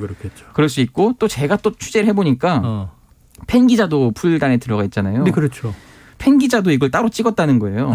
현장에서 그냥 자기 핸드폰으로. 뭐 스마트폰으로. 네, 그래서 조금 현장에서 약간 시끌시끌한 게 있었는데 결국 어쨌든 그 팬 기자가 소속된 그 방송국에서는 보도가 안 됐고 어쨌든 그런 과정 속에서 이 팬 기자는 막았나 봐요. 이거는 하시면 안 됩니다. 당신은 팬 기자고 자기가 취재했어도 이거는 보도하면 안 됩니다라고 네네. 했기 때문에 거기서는 유출이 안 된 것 같긴 하지만 또 모른다 뭐라는 얘기도 있고 네네. 어쨌든 지금 다양한 경로에서 유출될 가능성은 있다 이런 얘기 나옵니다. 그러니까 아직 철저히 확인되진 않았지만 앞으로도 확인도 필요할 것 같은데. 자, 이제 두 분 다 기자들 입장에서 자, 박 기자님. 네. 지금 이 사태, 이 상황 이렇게 전개되고 있는 것 기자로서는 어떻게들 좀 기자들끼리 얘기하고 계세요? 사실 약간 당사자라서 약간 당사자 개입돼 있죠. 네, 객관적으로 얘기를 할 수 있을지 좀 잘 모르겠는 부분도 있는데요.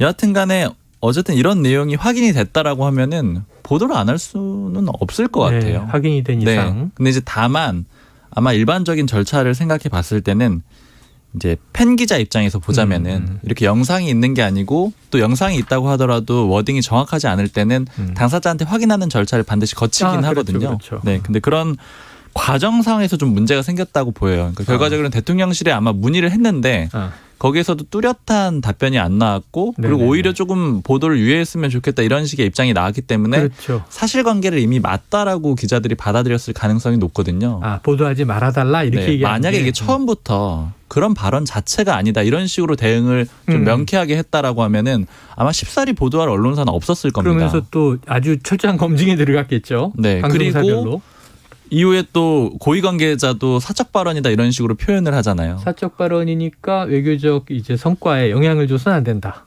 연결줘서는 안 이것도 된다. 물론 딱 확인해줬다라고 보기는 어렵지만 그것 역시 뉘앙스는 이제 워딩 자체는 맞는데 사적 발언이니까 양해해달라 이렇게 해석이 가능하잖아요. 그렇죠. 그런 대응들이 결과적으로는 이 큰 논란을 좀 불러일으키는 일종의 눈덩이가 불어나는 그런 과정이 아니었나 네, 싶습니다. 그리고 나서 한 10여 시간 지나서 네. 이제 대통령실의 해석이 또 나오게 되는데요. 자, 최 기자님. 예. 이 현장 기자들도 보도 여부는 고민을 많이 했겠어요?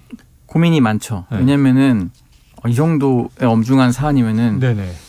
이걸 보도해야 되나? 네. 그러니까 이제 어쨌든 뭐 특종은 아니에요. 단독 네. 보도는 아니니까 그러면은 이거를 어떤 식으로 어떻게 해석하고 뭐 보도하냐에 따라 좀 각 사별로 성향이 나올 수도 있는데 저도 이걸 이제 단체 대화방에서 이제 공유가 되니까 이른 시간부터 네네네. 그러니까 당일 오전에 기자들은 단체방을 통해서 다 이렇게 보고 막 웅성웅성했을 거 아니에요. 예. 그러니까 이제 기자로서 또 정치부 기자를 지금 한 5년째 하는데, 그러니까 연차가 쌓일수록 걱정이 되는 게 특히 외교안보사는 우리가 국익이 걸린 문제여서 네네. 이게 보도 좀 신중히 하겠다는 생각을 여러 번 한 적이 있어요. 근데 이 같은 연장선상에서 이걸 이제 바라봤을 때. 이거 어떻게 해야 될지 한참 고민을 하고 있는데 네. 고민을 하는 와중에 이제 민주당 회의를 전 또 챙겨야 돼서 생방송으로 그렇죠. 듣고 있었거든요. 근데 여기서 얘기를 해버리는 거예요. 네. 이래버리면 기자들은 한결 좀 마음이 조금 놓이긴 하죠. 일단 정치권에서 언급했으니까. 일본은 여기서 나왔네. 네. 어쨌든 그 방송국이나 신문사가 아니라 가장 먼저 터트린 거는 지금 대외적으로는 박홍근 민주당 원내대표가 된 거예요. 전원된 상태로. 네, 그렇기 때문에 조금의 부담은 던 찰나에 그럼 이제 언론 중에서도 그럼 이걸 누가 가장 먼저 보도할 것이냐 약간 눈치 싸움을 하는 거예요. 네네네네. 보통은 이제 보통 일보를 때린다고 하는데 네. 일보를 치면은 나중에 이게 소송에 걸리거나 뭐 이런 뭐 언론중재위에 가거나 이럴 때도 보통 여러 매체가 나중에 다 보도를 하지만 가장 그쪽 피해나 이런 쪽에서는 일보를 첫 번째 보도한 데를 이제 거기다 소송 대상으로 삼습니다. 네. 그렇기 때문에 먼저 유튜브 상으로는 MBC가 어쨌든 보도를 했기 때문에 그 외의 언론들은 조금은 편한 마음으로 이렇게 할 수 있었다. 10시 7분이 이제 최초 보도가 됐다. 그렇죠. 보도로는. 근데 이제 9시 이제 중반대에 이제 민주당에서 먼저 이 언급이 공식적 공개적으로 나왔다. 네. 자, 지금 타임라인 정리도 해봐야 박 기자님. 이제 여당 상황을 좀 잘 아시니까 대통령실에서 초기에는 뭐 누가 등장한 게 아니라 언론을 보니까 저희도 막 찾아보는데 뭐 관계자 발로 아까 얘기한 이게 사적 발언에 불과한 거 아니냐. 외교적인 성과 연결 지워서는 안 될 것. 이런 식으로 발언 내용은 인정하는데 이거 좀 신중해야 한다. 또는 이 보도 자제에 대한 얘기들이 또 막 돌고. 그런데 15시간 만에 김은혜 홍보수석이 처음으로 이제 날리면 얘기가 나왔잖아요. 왜 이렇게 오래 걸렸어요? 저도 이게 이해가 안 돼가지고 뭐 여기저기 물어봤는데요. 이게 제가 이제 취재한 내용이니까 뭐 전체라고 볼 수는 없지만 어쨌든 제가 들은 내용들을 좀 말씀을 드리면은 일단 왜 이렇게 오래 걸렸느냐 이걸 물어봤더니 처음에 참모들이 유감 표명을 하자 이런 식으로 윤석열 대통령한테 제안을 했다라고 해요. 왜냐하면 이제 이 표현 자체가 어떤 진위 여부를 따지기에 앞서서 좀 거칠다고 봤던 것 같아요. 그러니까 지금 예를 들자면 쟁점이 몇 가지가 있는데 뭐 이 XX라던가 아니면 바이든이냐 날리면이냐 뭐 이런 쟁점들이 있는데 참모들이 이걸 따지기 이전에 그냥 유감 표명을 하는 게 좋겠다 이렇게 대통령한테 제안을 했다라고 합니다. 그랬더니 윤석열 대통령이 일단은 자신은 바이든이라는 표현을 쓴 적이 없다라고 했다는 거예요. 쓴 적이 없기 때문에 이거 자체를 인정할 수가 없다 그냥. 그러니까 결국 참모들이 이런 제안들을 윤석열 대통령 입장에서는 받아들일 수가 없는 그런 제안이 결과적으로 됐던 거죠. 그러니까 결국 이게 참모들의 제안이 받아들여지지 않으니까 안에서 한번 튕겼던 것 같아요. 그러면서 결국 대응이 안 나왔던 거고 그러면서 한참 시간이 지나다가 그다음에 김은혜 홍보수석이 내놓은 그 입장이 결과적으로 대통령의 입장을 반영해서 나오게 된 거죠. 그래서 대통령이 확인했습니까 했더니 전 대통령실의 일원이다 이런 얘기를 했잖아요. 네. 그러니까 결국 이런 과정들을 봤을 때 이제 대통령실에서 나오는 얘기는 뭐냐면 이제 물론 당연히 이 모든 전제는 이런 어떤 어찌됐든 간에 지금 진위 여부도 지금 굉장히 혼란스러운 상황이 됐지만 이런 거친 표현 자체가 안 나오는 게 맞지만 이게 나왔다라고 하면은 대통령이 수용할 수 있는 방안도 참모들이 좀 고민을 했었어야 되는데 그렇게 안 하고 대통령을 좀 고립시켰다 이런 얘기들이 좀 지금 여권 내에서 나와요. 그러니까 무조건 이게 유감 표명을 하라고 하니까 유감 표명을 한다 하면 인정하는 걸 전제로 그렇죠. 하는 대통령으로서는 이제 대통령의 그 주장이 사실이라고 하면은 바이든이라는 표현은 명확히 안 썼기 때문에 자기는 이거 전체를 인정할 수는 없다 이렇게 안에서 좀 튕기게 된 거죠. 그러면서 시간이 꽤 오래 걸렸던 것 같고요. 그리고 나서 이제 실제로 이 윤석열 대통령의 그 소위 도어 스태핑, 약식 출근길 약식 기자회견 발언을 보면은 이 좀 내용이 이해가 돼요. 이제 제가 이 취재한 내용이랑 좀 맞아떨어지는 부분이 있거든요. 그러니까 어떻게 보자면 윤석열 대통령이 이런 표현을 합니다. 사실과 다른 보도로서 동맹을 훼손한다는 건 국민을 위험에 빠뜨린 일이다 이렇게 얘기를 하는데 사실과 다른 보도, 동맹 훼손, 동맹 훼손이라는 건 결국에는 미국을 얘기하게 되는 거잖아요. 즉 바이든이라고 얘기 안 했다라고 했다는 말이 있다라고 말씀드렸잖아요. 그러니까 나는 바이든이라고 안 했는데 이걸 사실과 달리 다른 자막을 써서 동맹을 훼손했다. 즉 바이든 얘기 안 했다는 얘기를 다시 한번 물론 구체적으로 하지 않았지만 반복한 걸로 그렇게 보이고요. 그리고 지금 이 대통령실 분위기를 들어보면은 윤 대통령이 좀 거친 표현에 대해서는 유감을 표명할 생각도 있는데 다만 이걸 일반적으로 다 인정을 하기는 좀 어려운 그런 상황이라는 거예요. 왜냐하면 본인은 바이든이라는 표현을 안 썼기 때문에. 그래서 어제 한 얘기 중에 이런 부분이 있습니다. 이렇게 이제 이 사실과 다른 보도라는 표현을 쓴 다음에 그 부분을 먼저 얘기하고 싶고요. 그와 관련한 나머지 얘기들은 진상이라든가 이런 거는 이제 다음에 밝혀져야 된다 이렇게 얘기를 하거든요. 즉 그 얘기는 예를 들자면 이 XX에 대해서는 다음에 얘기하자 이 얘기인 거예요. 그러니까 바이든 요 문제는 내가 좀 명확히 진상규명이 돼야 되고 그다음에 이 XX 이런 건 다시 얘기하자. 즉 요거는 추후에 유감 표명을 할 그런 가능성이 좀 있다 이렇게 좀 해석을 할 수 있을 것 같습니다. 자, 뭐 한 가지가 정리돼야 되는데 이게 최초 보도는 이런 거죠. 가로 열고 미국 들어가는 바람에 국회라고 표현은 됐는데 이게 미 의회가 승인 안 해주면 바이든 대통령이 이게 입장이 곤란해지겠네 이거냐.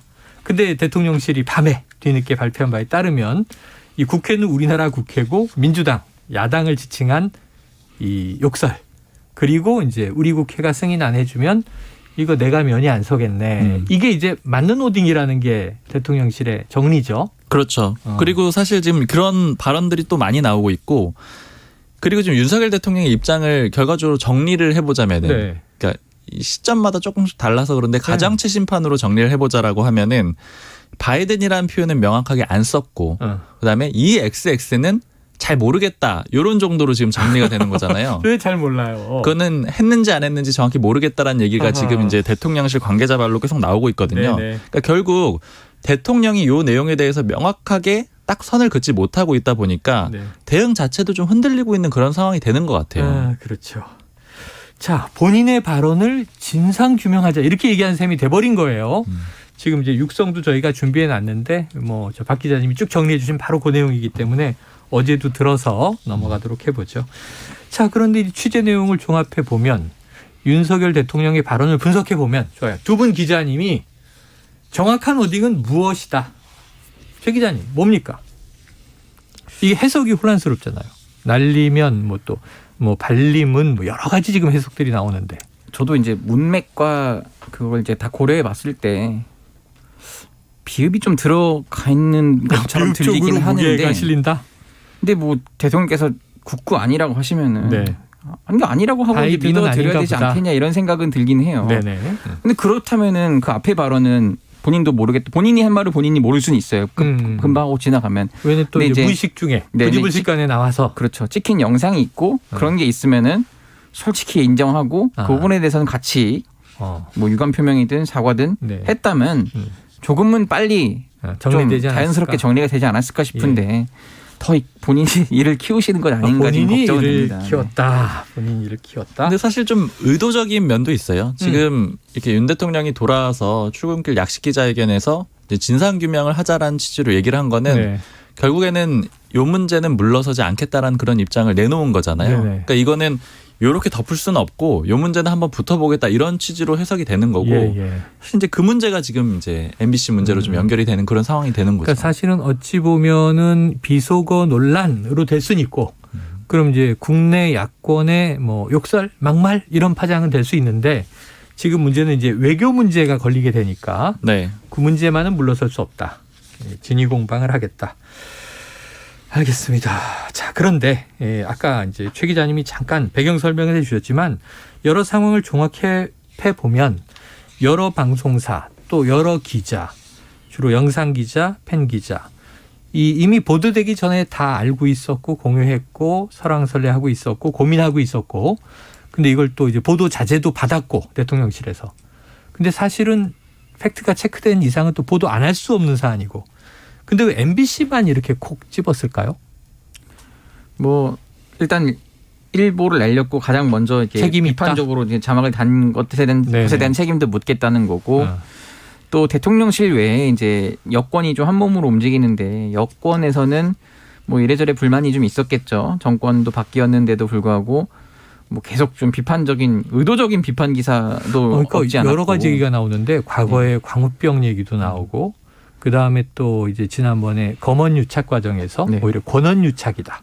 이 M사 얘기를 또 하고 그 쭉 히스토리가 나오더라고요. 그러니까 각자 의원들의 또 이해관계가 많이 다를 수 있지만은 이런저런 불만들이 쌓여 있는 것 같아요. 어쨌든 예전에는 소위 이제 야권 진영에서 지지자들이 많이 보는 방송 매체가 뭐 JTBC였다면 요즘은 이제 MBC로 많이 옮겨간 상태였고 MBC도 또 그에 맞춰서 그 보도에 있어서도 약간 그런 성향이 없지 않기 때문에 한 번은 좀 걸고 넘어가지 않겠냐. 국감 마침 또 국감 시즌이거든요. 아, 그렇죠. 네, 박문진이 또 국감 대상이기도 합니다. 어쨌든 간에 비공개로 하지만 그런 게 딱 시기적으로 맞아떨어진 것 같아 보입니다.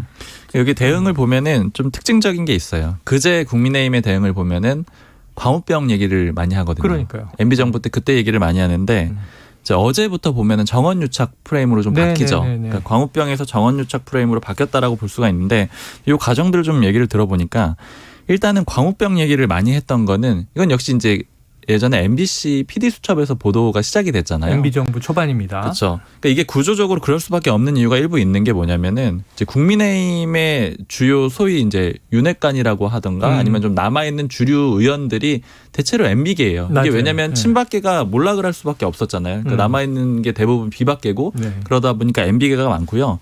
대통령실 구성도 사실은 예전에 보도를 보시면 아시겠지만 이 선거 캠프 과정에서부터 보면은 대부분 MB 청와대 인사들이 상당히 많습니다. 물론 박근혜 청와대 인사들도 있지만요.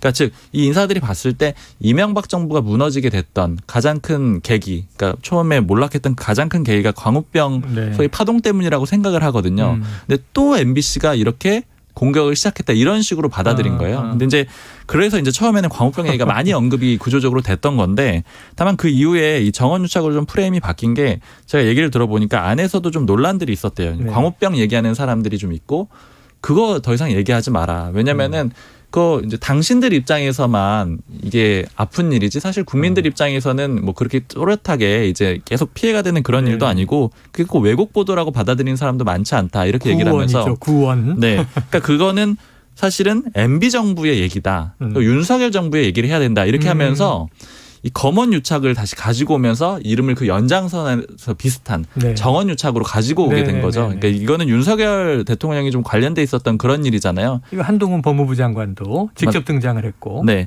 그리고 이제 프레임 자체도 이렇게 가게 되면은 일단은 국민의힘에서 들었던 얘기는 모 관계자가 하는 말이 이제 MBC만 좀 정조준을 하게 되면은 상황이 나쁘지 않을 거라고 본다고 이제 어제 얘기를 하더라고요. 어떤 표현을 썼었냐면 우리도 이제 맞을 수밖에 없다. 우리가 한 10대 맞는다면은 MBC를 공격하게 되면은 11대 12대는 때릴 수가 있을 것 같다. 이제 이렇게 표현을 했는데 근데 이제 오늘 상황이 좀 달라진 것 같아요. 이게 왜냐하면 국민의힘이 계속 그 표현들을 보면은 다 MBC로 한정해서 얘기를 하거든요. 그러면 이제 기자들이 질문 왜 MBC만 뭐 그렇게 하느냐, 다른 방송사들도 보도했는데 왜 그렇게 하느냐, 이제 이런 과정들이 오가는데 결국 모든 방송사를 혹은 모든 언론사를 적으로 돌릴 수는 없으니까 여러 가지 구원이 있었던 MBC를 집중적으로 타격을 하는 것 같은데 대응 자체는 언론사들이 좀 공동으로 하고 있잖아요. 성명은 지금 한국기자협회 성명 나오고. 네, 그리고 언론 유관단체에서 다 묶어가지고 대응을 하고 있잖아요. 이제 이러다 보니까 전선이 그렇게 좀 원하는 그림대로 형성은 되지 않고 있는 것 같아요. 하나의 초점으로 가기보다는 전선이 원치 않게 확대되고 있다.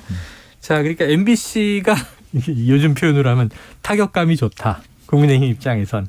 그런데 문제는 또 이 언론 보도가 MBC가 시작을 했지만 대다수가 다 했고 지금 언론은 이 대통령실 대응에 대해서 전반적으로 왜 이렇게 하지? 이런 것 같은데. 자, 박 기자님. 현재 대통령실 분위기는 어때요? 계속 가겠습니까? 일단 법적 조치는 하지 않겠다. 여기까지 오늘 나왔어요. 여러 가지 의견들이 다 섞여 있는 것 같은데 일단은 기본적으로는 요번 건은 좀 물러서기가 어렵다 이런 얘기들이 꽤 많이 어렵다. 들립니다. 왜냐하면 이 바이든 이 부분을 너무 확정적으로 빨리 보도했다라는 거에 대한 분노는 좀 상당히 크다 그래요. 그러니까 요거는 반드시 해결하고 넘어가겠다라는 그런 얘기들이 있고 그리고 윤석열 대통령이 소위 윤석열 다음이란 게 뭐냐 이런 얘기를 하는 관계자가 있는데 이제 이런 문제에 있어서 물러서지 않고 끝까지 싸우는 게 윤석열 다음 아니냐 뭐 이런 얘기를 하는 경우도 있거든요. 네, 그래서 이제 아마 좀 강공을 할 걸로 그렇게 좀 추정이 되고요. 다만 이제 여태까지 대응 자체가 너무 나빴다 이런 얘기들은 지금 내부적으로 평가가 많습니다. 왜냐하면 대표적으로 김은혜 홍보수석 같은 경우에 15시간 만에 나와서 했던 발언 중에 뭐 해명은 그렇다 치더라도 다시 한번 들어봐 주십시오. 이 부분에 대해서는 굉장히 말들이 많아요. 이거를 왜 다시 들으라고 하냐. 그러니까 이거를 왜 국민들을 상대로 듣지 말라고 해야 될 판에. 네, 최대한 조용히 넘어가야 될 문제에 대해서 왜 반복적으로 들으라고 해서 이걸 더 일을 키웠느냐. 이거에 대한 불만들이 굉장히 많고 또 왜 그렇게 시간이 오래 걸렸느냐 이 부분. 그렇죠. 그러니까 어찌 됐든 간에 정리를 빨리 했었어야 된다.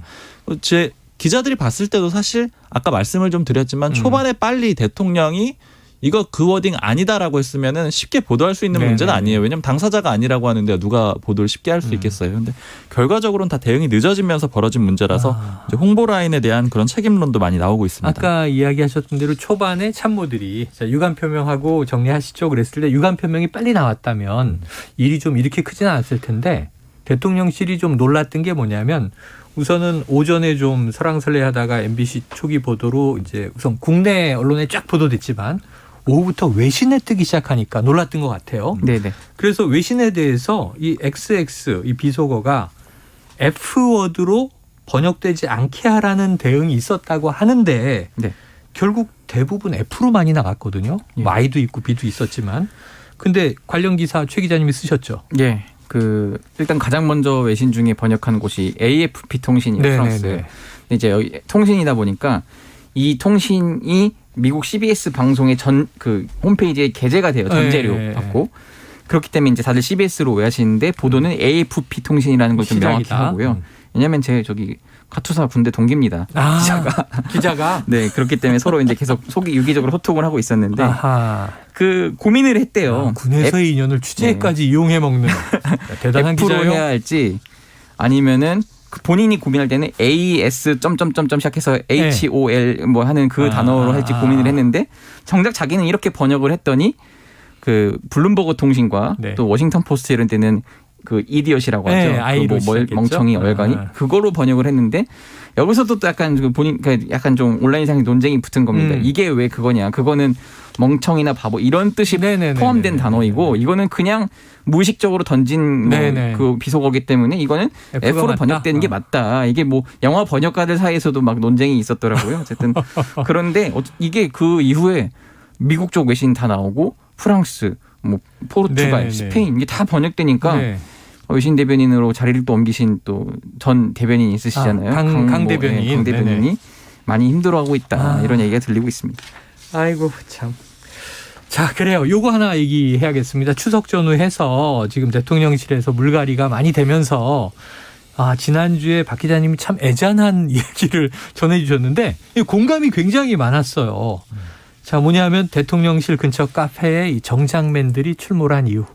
그들은 이미 짐을 뺐지만, 자리를 뺐지만 차마 이 명절 시즌에 집에 얘기할 수 없어서 출근하는 척 모였다. 이게 IMF 때 장면 같은데 이 대통령실 관계자들이 그렇게 공감했다고 해요. 직접 들으셨습니까? 네, 뭐 여러 사람한테 한 서너 명한테 얘기를 들었는데 방송을 들었다라고 하고 또 서로 좀 돌려서 이거 들어봐라 뭐 이렇게 얘기를 하면서 그래서 조회수가 많이 올라갔구나. 네, 이거 어떻게 알았지? 뭐 이런 얘기를 하면서 하는 눈물 없이 경우도 들을 있고. 수 없었던 스토리죠. 네, 뭐 그런 얘기들을 좀 했다라 그래요. 그래서 어쨌든 저는 좀 더 조심해야 되겠다. 약간 그런 생각을 했습니다. 더 조심해야 되겠다. 열심히 대변해줘야 되겠다. 아픈 이 어두운 우리 사회의 네. 구석에 이제 빛을 비춰야죠. 자, 그래요. 아유, 이게 앞으로 어떻게 될지 지금 더불어민주당 이 외교 참사 트로이카다.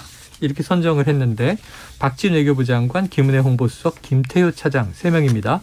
해임 건의안 얘기 나오는데 갈까요, 정말? 이게 뭐 일단은 지금 박진 장관 해임 건의안을 지금 열고 있는 의총 끝내고 이제 설명한 다음에 국회의원까지 제출하겠다고 했고요. 이 정도 참사하면은 누군가는 책임을 지는 모습을 보여야 되지 않겠냐. 그래야 미국에다가도 면이 쓰지 않겠냐라는 게 이제 민주당 입장이고 이건 오히려 윤석열 정부를 위해서 우리가 해주는 거다라는 식의 주장을 하고 있습니다. 굉장히 정확한 게 지금 바로 속보 나왔습니다. 자, 민주당 박진 외교부 장관 해임 건의안 당론 발의 모레 본회의에서 처리를 시작한다.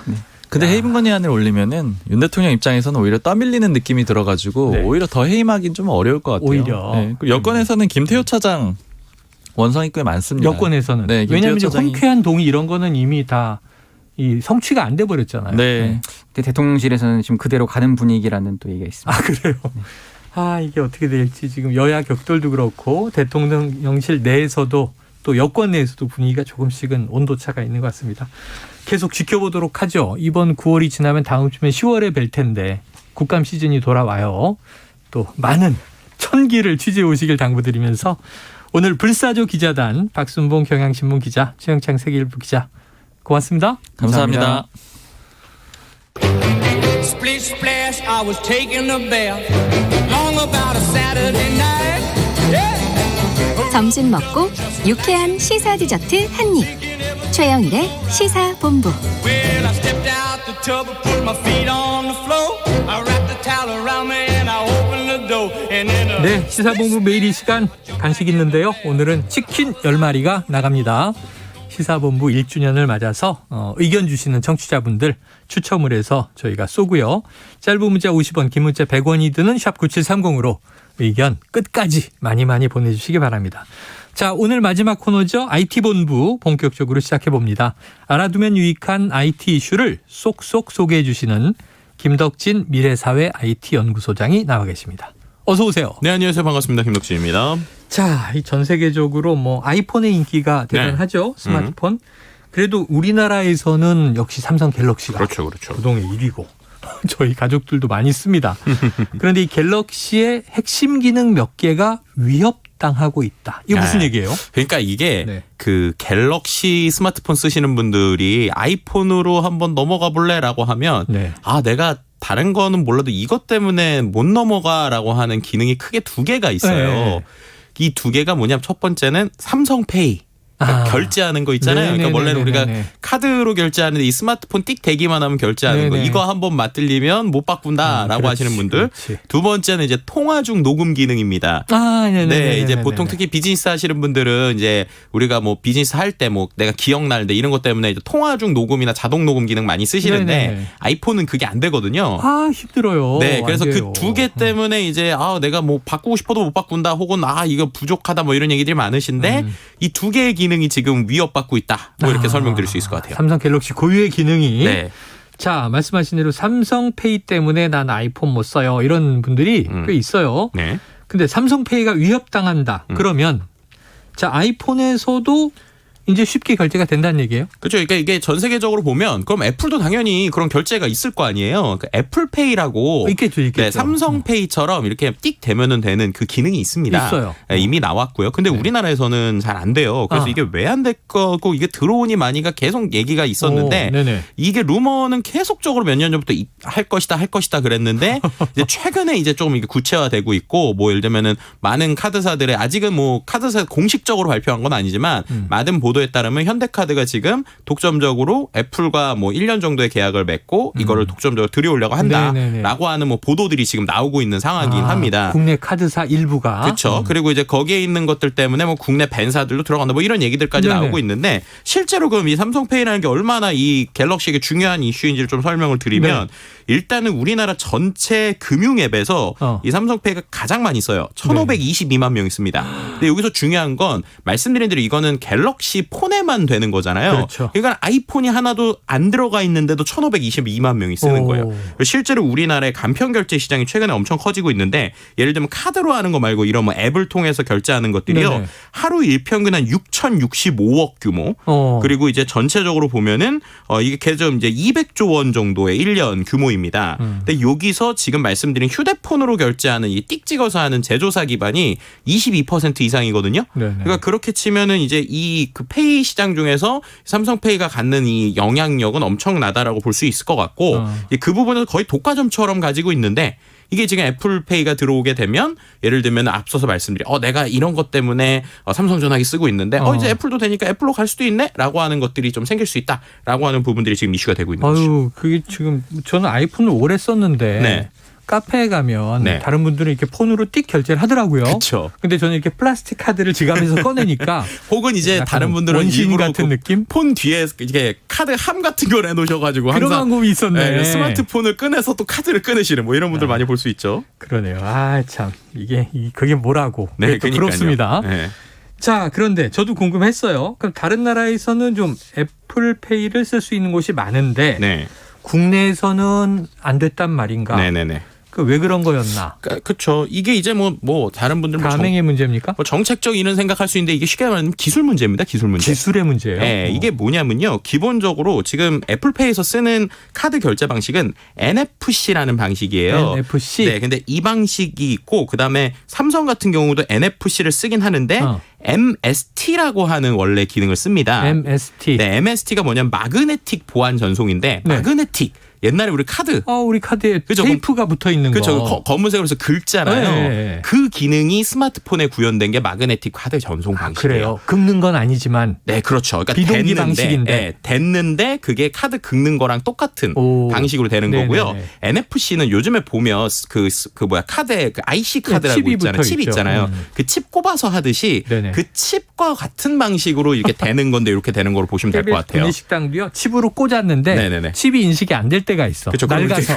그러면 긁으시라고. 긁으면 또 되거든요. 근데 이게 왜 그러냐면 기본적으로 처음에 이 페이 시장이 열릴 때 애플페이가 이제 글로벌적으로 먼저 했어요. 근데 그때 이제 카드사들이 IC 방식으로 바꾸다 보니까 거기에 맞는 방식을 따른 거예요. 그랬는데 이제 삼성에서 봤더니 그걸 하려면 그 카드 결제 단말기를 그 사람들이 바꿔야 돼요. 예를 들면 식당에서 그걸 쓰려면 식당 하시는 분들이 카드 단말기를 바꿔야 되는 거예요. 근데 그렇게 하는 게 아니라 지금 이미 깔려있는 카드 단말기를 쓸 수 있는 게 뭘까라고 할 때 말씀드렸던 마그네틱 방식이 있었는데 그 방식의 특허를 갖고 있던 미국 회사가 있었어요. 그 회사를 이제 삼성에서 인수를 했습니다. 네, 그래가지고 지금 보면은 일반적인 카드기기 모두에서 삼성에서는 그 마그네틱 방식이 돼서 그걸 쓰고 있는 거고요. 애플은 이제 말씀드린 NFC 방식을 써야 되는데 그걸 쓰려면 이제 우리나라에 있는 일반적으로 예를 들면 식당 하시는 분들 이런 분들이 카드 단말기를 바꿔야 돼요. 바꿔야 되고. 네, 그러니까 이 부분에서 이제 우리나라에서는 도입이 늦어졌고 진입 장벽이 있네요. 네, 왜냐하면은 이제 카드 단말기를 바꾼다고 생각을 해보면 카드사가 뭔가 정책적으로 바꾼다고 하면 바꿀 수 있죠. 근데 이제 예를 들면은 애플은 카드 회사가 아니고 그냥 디바이스 회사이잖아요. 그러니까는 뭔가 이걸 썼을 때 카드사에게 엄청난 이득이 돌아가지 않는 이상은 카드사가 많은 돈을 들여서 이걸 바꿀 필요가 없는 거죠. 없다. 네, 그리고 이제 기계를 바꾸더라도 이 또 기계 안에 들어가는 소프트웨어들이 있거든요. 근데 그것도 또 맞춰서 만들어야 돼요. 근데 거기에 또 관련된 결제사들이 그걸 다 애플에 맞춰서 만들어줘야 되다 보니까 비용도 많이 듭니다. 이제 이런 이슈들이 있다 보니까 굳이 뭐 바꿀 필요가 있나라고 해서 지금까지 우리나라에 안 들어오고 있었는데 이 부분에서 지금 이제 말씀드렸던 우리나라 모 카드사가 우리가 한번 도전해보겠다라고 하면서 지금 그러면은 우리가 예를 들면은 단말기 바꾸는 비용도 지원을 해주고 그리고 소프트웨어에서의 이런 것들도 벤사들한테 얘기해서 소프트웨어도 업데이트 해주고 뭐 그런 걸 할 테니 단 애플페이가 우리나라에 들어오면 1년 동안 혹은 뭐 더해서는 우리 카드에서만 애플페이를 쓰게 해달라라는 식의 지금 계약이 되고 있다고 보시면 될 것 같아요. 이제 새로운 시장들을 또 우리 그쵸. 카드사도 발굴하다 보니 그러면 이제 안 쓰고 있는 저거를 우리를 통해서 쓰도록 해보자. 네, 그렇죠. 뭐 이런 건데. 네. 그럼 아까 말씀하신 NFC 방식은 지금의 갤럭시도 되니까. 네, 그렇죠. 단말기를 다 바꿔도. 네. 그럼 아이폰도 되고 갤럭시 폰도 되는 거잖아요. 그렇죠, 그렇죠. 가게들은. 네네, 그렇죠. 그러니까 오히려 더 좋을 수. NFC가 약간 뭐 기능적으로 볼 때 그 일반적인 마그네틱은 완전히 붙여야 되는데 NFT는 버스 카드 대신 약간 떨어져도 되거든요. 그러니까 조금 더 편해질 수 있는 거죠. 전체적으로. 거리가 좀 있어도 띡. 네. 그래서 실제로 해외에서는 NFC를 그 갤럭시에선 쓰고 있어요. 우리나라에서는 마그네틱을 쓰고 있고. 네. 그건 이제 단말기가 퍼져 있는 것에 따라 그렇죠. 시장에 이제 어떤 기능이 다른 것이다. 자, 새로운 단말기를 도입하려는 부분에서 지원을 해주면서 이제 들여오려고 한다. 애플 사용자들을 한 번에 좀 확보할 수 있다는 이게 좀 마케팅에 그렇죠. 자신감, 확신. 그런 이제 투자의 기회가 있다고 보는 거예요. 네, 이게 말씀드린 대로 지금 그 계속 논의 중이라는 카드사가 지금 전체 시장 점유율 한 4위 정도인데 H사. 네, H사가 4위 정도인데 우리나라 아이폰 사용자가 한 22% 정도 돼요. 그리고 이제 그 중에서 20대가 52% 아이폰 쓰고 있고 30대가 42% 2030이 충성세가 크거든요. 그러니까 이렇게 해서 딱 바꾸면 그 회사가 약간 젊다, 뭔가 이렇게 우리가 힙하다 이런 느낌도 줄 수 있고 그다음에 그 22%는 거의 독점적으로 이 카드사로 1년 동안 몰려올 거 아니에요. 우리 집하고는 반대인데 아이들은 갤럭시를 쓰고 아빠만 아이폰을 쓰는데. 아, 그렇군요. 그럼 애들이 아빠 왜 아이폰을 써? 불편하지 않아? 막 그러거든요. 그러니까요. 그 불편함들이 이제 개선이 되는 거죠. 말씀드렸던 대로 그렇게 되면 또 워치랑도 연동이 될 거거든요. 그럼 쉽게 말해서 우리가 뭐 버스카드 대신에 시계 띡 대고 뭐 결제할 때 시계 띡 대고 이런 식으로 될 수 있는 거니까 그렇게 되면 이제 불편함들이 해소되는 가장 큰 요소 중에 하나로 이렇게 될 거고 그러니까 당연히 아이폰 쓰는 사람들은 요 카드사의 카드를 무조건 발급받는 이 그림들을 좀 생각하고 있다고 보시면 될 것 같고요. 아까 얘기하신 거 지금 우리가 결제 기능 얘기했는데 녹음 기능도 갤럭시의 강점이잖아요. 맞아요. 아이폰 이거 진짜 불편해서 어떻게 녹음을 해야 되는 거야. 녹음이 필요할 때가 있단 말이에요. 그렇죠. 자, 이 녹음 기능을 못 쓸 수도 있다. 이건 어떤 이야기예요? 이게 이제 윤상현 국민의힘 의원이 지난 8월 18일 발의했던 대화녹음 금지법 개정안 때문이에요. 네네네. 네, 이게 어떻게 보면은 지금 이제 통신비밀보호법이 공개되지 않은 타인 사이에서의 대화에 대해서 녹음을 금지하도록 하는데, 그러니까 대화에 참여한 사람은 하여튼 녹음을 해도 되는 거라고 해석이 될 수 있는 부분인데 개정안이 되면 상대방의 동의 없이, 그러니까 제가 만약에 편집장 이제 우리 편집장 통화를 했는데.